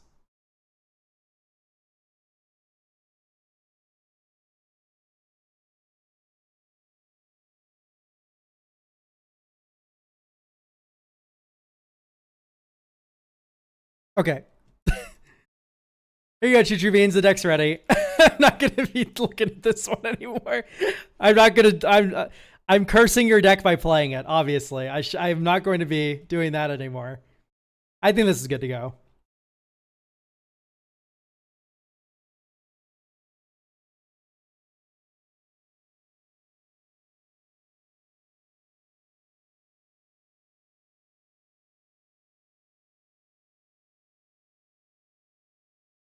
We have Sigurd, Jarl of Ravensthorpe. Sire Spice, are you here? Oh yeah, no. Choo Beans, the deck works. The deck is like, I think, as good as it gets.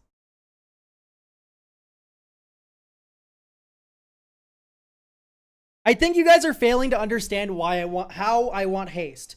I want a passive haste enabler that gives everything haste forever. The reason is because future copies of Fanatic of Ronus need to be able to tap right away. That is the reason why I want it. Flashing in on the end step doesn't do anything. It doesn't. It doesn't work the way I want it to. It needs to be a passive haste enabler in the play. Anyway, do we have Fire Spice? Akroma's Memorial. Yeah, that would work. It's just 7 mana. Okay. It appears that this person's not here, so we'll be moving on. Doesn't Urabrask give haste? Yeah, in my mono green deck, Urabrask is a great idea for haste. You are right. I wasn't talking about that Sigurd deck. Let's move on, chat. We are in a fucking feedback loop, and I am not interested anymore. Yeah, we could Lava Spur Boots would probably be it. And you can also Lava Spur Boots. You can get a tutor package for it with Urza Saga. So I think that's the correct mode. Choo Beans.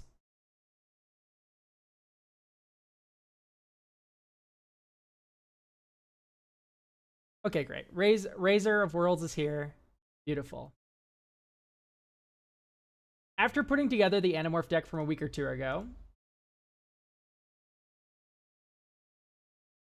I wanted to put together a control deck that could interact with it at instant speed on the stack. Also, I guess this is sort of like a pod in a box. I'm still in the brewing phase. Not much can't be included, but I want to keep it in bracket 3. You have to be careful about adding a 2-card combo. Phyrexian Metamorph plus Felidar Guardian is technically a 2-card infinite. But since it actually doesn't do anything by itself, I should be fine. I like to keep the budget around 1,000. Okay. The Chroma's a pet card. All right. So this is a pod deck.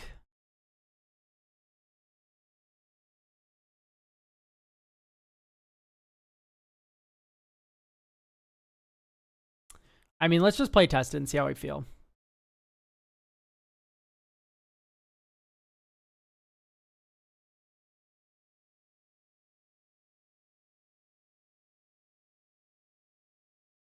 Type Forest.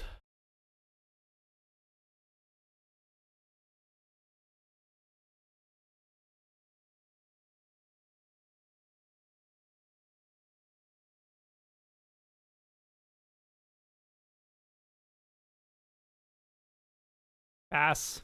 Aha, cute fetch land, man. They play Prime Speaker Vanifar, and she dies.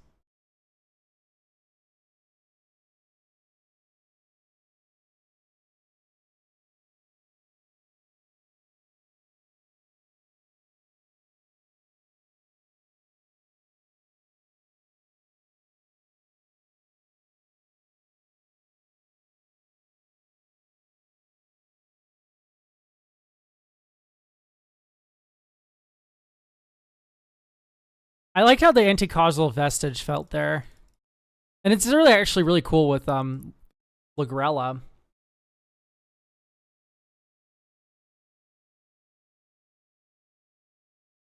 I mean, we kind of already implied that our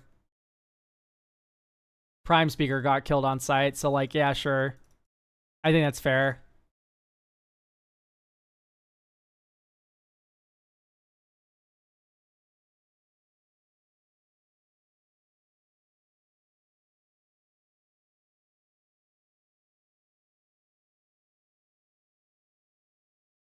We didn't have to tap for that, by the way. Nor did we have to tap for the Felidar Guardian, right? We just put it into play.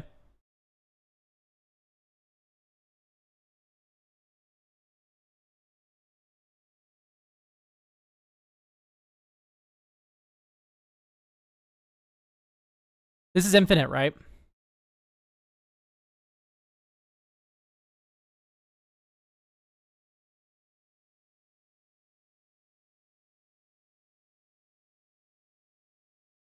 I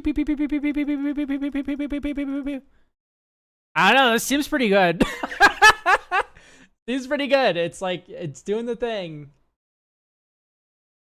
I'm like generally of the opinion that silence should almost always be Orum's chant, but I won't pretend to know your meta. Okay, so why are we running Consign to Memory? This is my first major question. I noticed the stifle effects throughout. What is the point?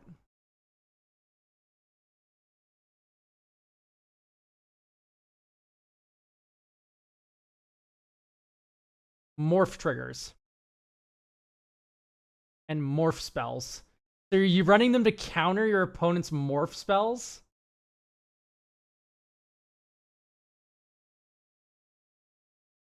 And there's an Eldrazi deck at your table. Okay, hear me out. Instead of Consign, Whirlwind of Denial. Whirlwind Denial.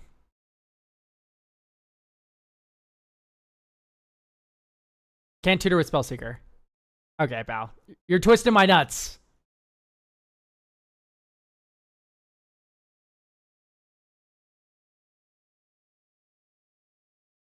Streamer, you need intricate meta knowledge. You don't have all the pieces. Streamer, project yourself into my brain so you know what my meta's like. Sorry. My fault.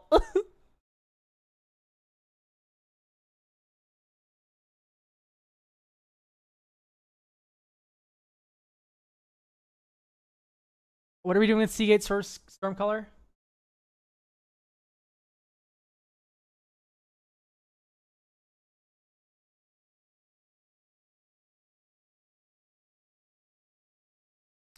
Oh, just double Neoform. I mean, honestly, I do really want to see Eldritch Evolution. Being able to turn Lagrella into, or like any 3-drop into an Abdel Adrian is just broken. And should be like a jump in 2 is insane. Versus Neoform's jump of 1. It's just so good.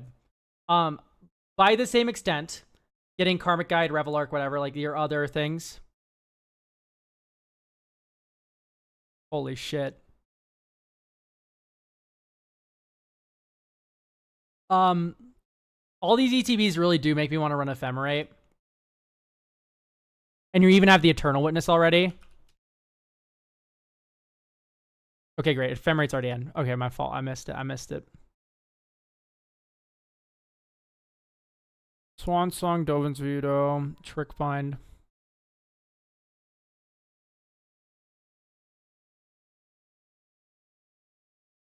I don't think I like Sun Titan here as much as I like the stupid 3-mana one. Or 4-mana one.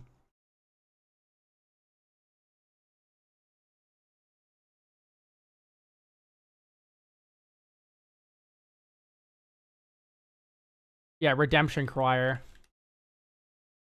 And the reason why is just because of the mana value. You can sack a 3-drop to Neoform and then turn it into a Redemption Choir and then get the 3-drop back.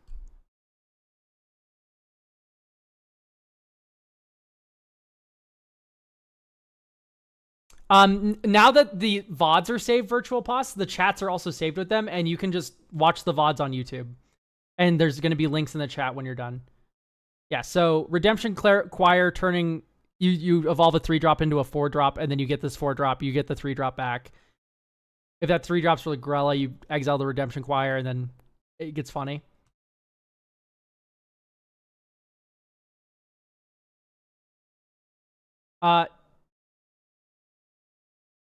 Without Gaddock, Brazella kind of just feels here.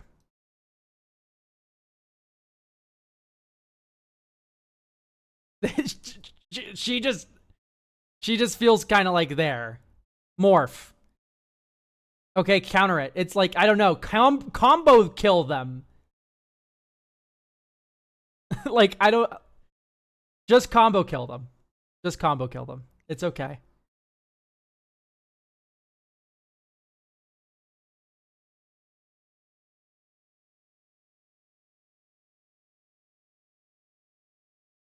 Virtual Pos. What's your username on Coffee? I don't know. Like as a combo deck.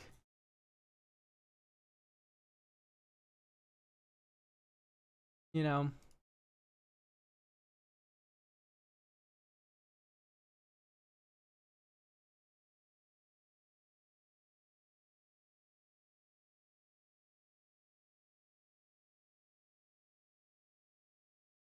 Razor of Worlds. I mean, that control went right out the window once you put a combo in here. Like you need to lean fully into Brazella or not.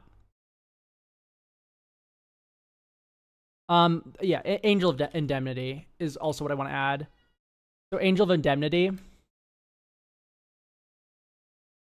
is like Sun Titan, but only on entry, and it gets a 4-drop or less back. So what you can do is you can turn Venser into the Angel of Indemnity and then get Venser back, right? Or like, you know, any number of things like that. Any 4-drop you sack and turn to a 6-drop with the Eldritch Evolution and go dink right to Angel of Indemnity. And here's the thing, you're probably not actually attacking with Sun Titan much anyway. if I had to guess.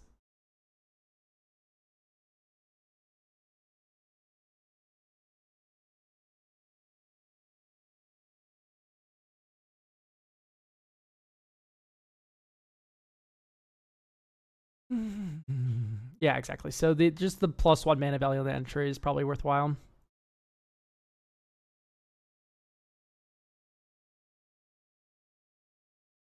I'm probably just gonna get rid of the Light Skull Inquisitor. I just don't think it's that high impact.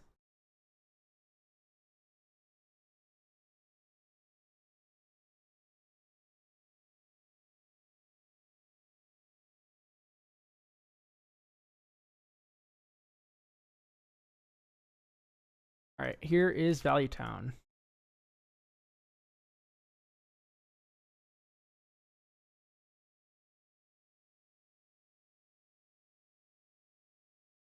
Welcome to Mega Hell, chat. Welcome to Mega Hell.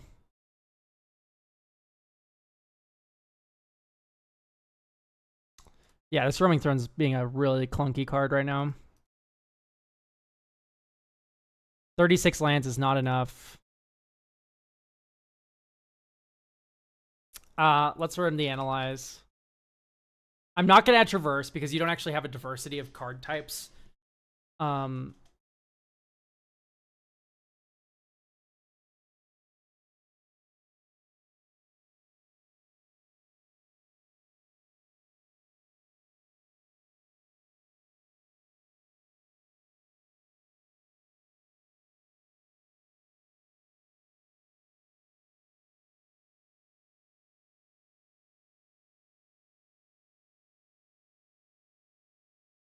Revealed.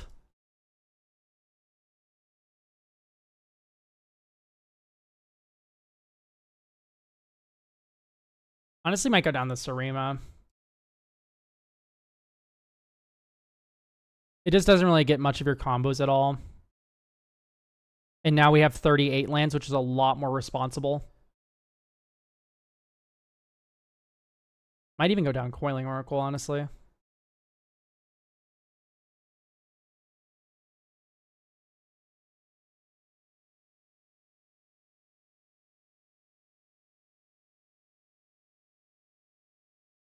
Well, you can just say, don't cut my toys, Skunk Owner. Like, there's a restriction part of the buying a deck tech that says, hey, are there any restrictions that I have? Okay, I think this is about ready. To be clear, by the way, Gaddock Teeg's very good in your deck. It shuts off 2 cards in your entire list. Not even that, it shuts off 1 card, because Lorien Revealed and Seagate are both lands. Like, if you want to keep Brazella...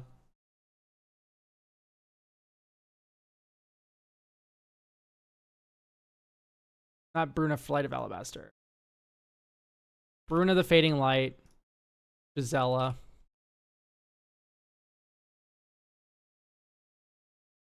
You need Teague.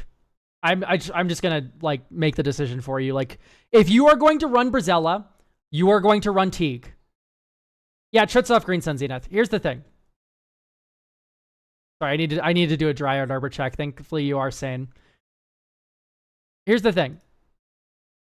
Deck. Let's look at my Selesnya deck. Flare of Fortitude. Court of Calling. I have cards that get shut off by Gaddock Teeg. It doesn't matter. Yeah, like you can't cast your Green Sun Zenith. Oh no, your opponents can't cast anything that matters. Like, it's like a pretty worthwhile trade-off. Are we already on? Wow, you're not on Recruiter? This feels like a Recruiter the Guard deck. Because you have Felia, but you also have Soul Herder, which turns this into a value engine. And then you get to run Solitude, which is just such a broken card to get off that, because like the mana disadvantage of it's just so low. And then it also gets Karmic Guide if you needed to combo off with that. It gets Abdel Adrian. No. Abdel Adrian's a 4/4. I'm stupid. You can get your land drop if you're missing it. Okay, Seagate Stormcaller. I'm not 2/2. I'm sorry.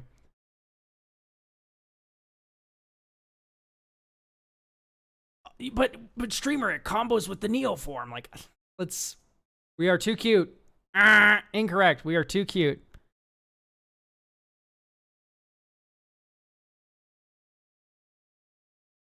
Flicker Thassa. I don't like 4 mana Flicker Thassa. That's too much mana. Like Soul Herder's 3 mana. That's just such a huge difference. I'm going to get rid of Spell Queller.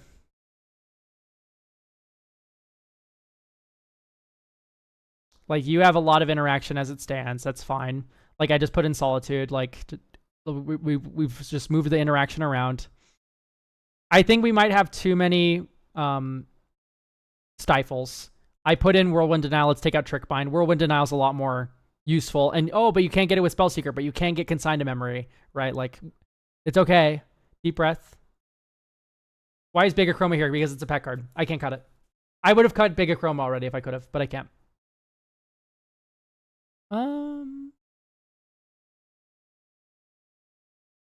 But Trickbind turns out... Here's the thing. We are running Trickbind to stop Morph triggers and to stop Eldrazi.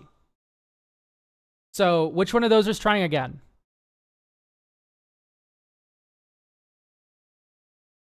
I'm just going to cut Derevi. And High Fate Trickster. All right, great. Yeah, Tails End's fine. I like the 1 blue mana pip of Whirlwind Denial more, I think, though. Well, this is a hand I'm mulliganing. I would keep this, though. Okay, Hallowed Fountain. Or Tundra, even.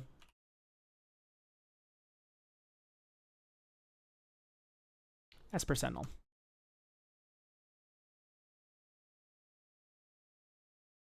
Pass. Draw a card.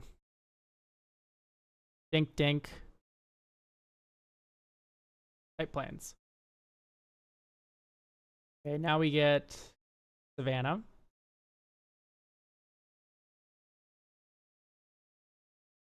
Delny Streetwise Lookout. Draw 2 cards.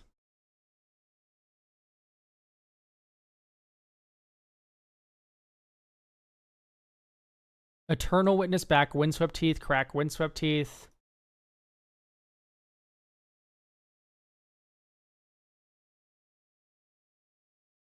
This deck is less than a grand.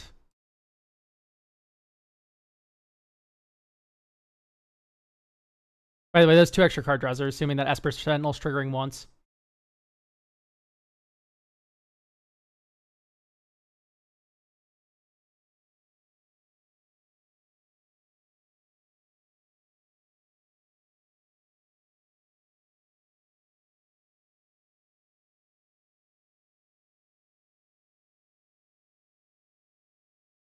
So we technically have like infinite here, but it doesn't really do much. So I just pass and then go Breeding Pool, Mystical Tutor.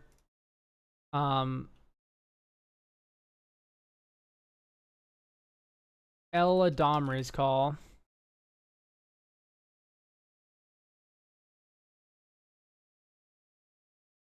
Pass.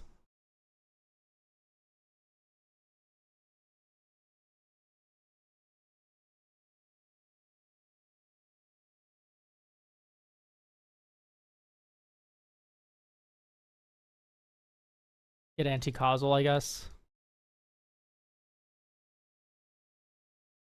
Lorien Reveal, get Island. Doesn't really matter. All right, here's turn 7. 2, 3, 4. Anti-causal Vestige. 1, 2, 3. Ligrella the Magpie. Triggers twice. Get rid of anti-causal Vestige. And we can make her uncounterable, actually. And Eternal Witness. We get to draw a card and then put a creature into play. We get to copy Ligrella. Legend Rule. Ligrella the Magpie. These 2 come back. Anti-causal Vestige. Then the trigger goes on the stack. So then we get to trigger. Pouring rain outside right now. And then we get these 2. Draw a card. Abdel Adrian into play. Exile the Phyrexian Metamorph. Eternal Witness. Anti-causal Vestige comes back until Abdel Adrian leaves. Okay, we're not quite infinite, actually, I don't think. Any reason why we didn't do Abdel? Because we're going to do it this turn. Oh, no, we could have done it first. I see. I got cute with the Phyrexia Metamorph. We could have just done it first and gone infinite there. Yeah, okay. So we're infinite turn 7. Hooray. Draw our whole deck, put it all into play. Okay, great. This deck's ready. And I believe with that, that's the last one. Great. Yeah, no, this is cool. I like this deck a lot. I know you don't like Dryad Arbor most decks, but like, what in the Lord Windgrace? It's fine. I don't know. Like, cards always have a home. However,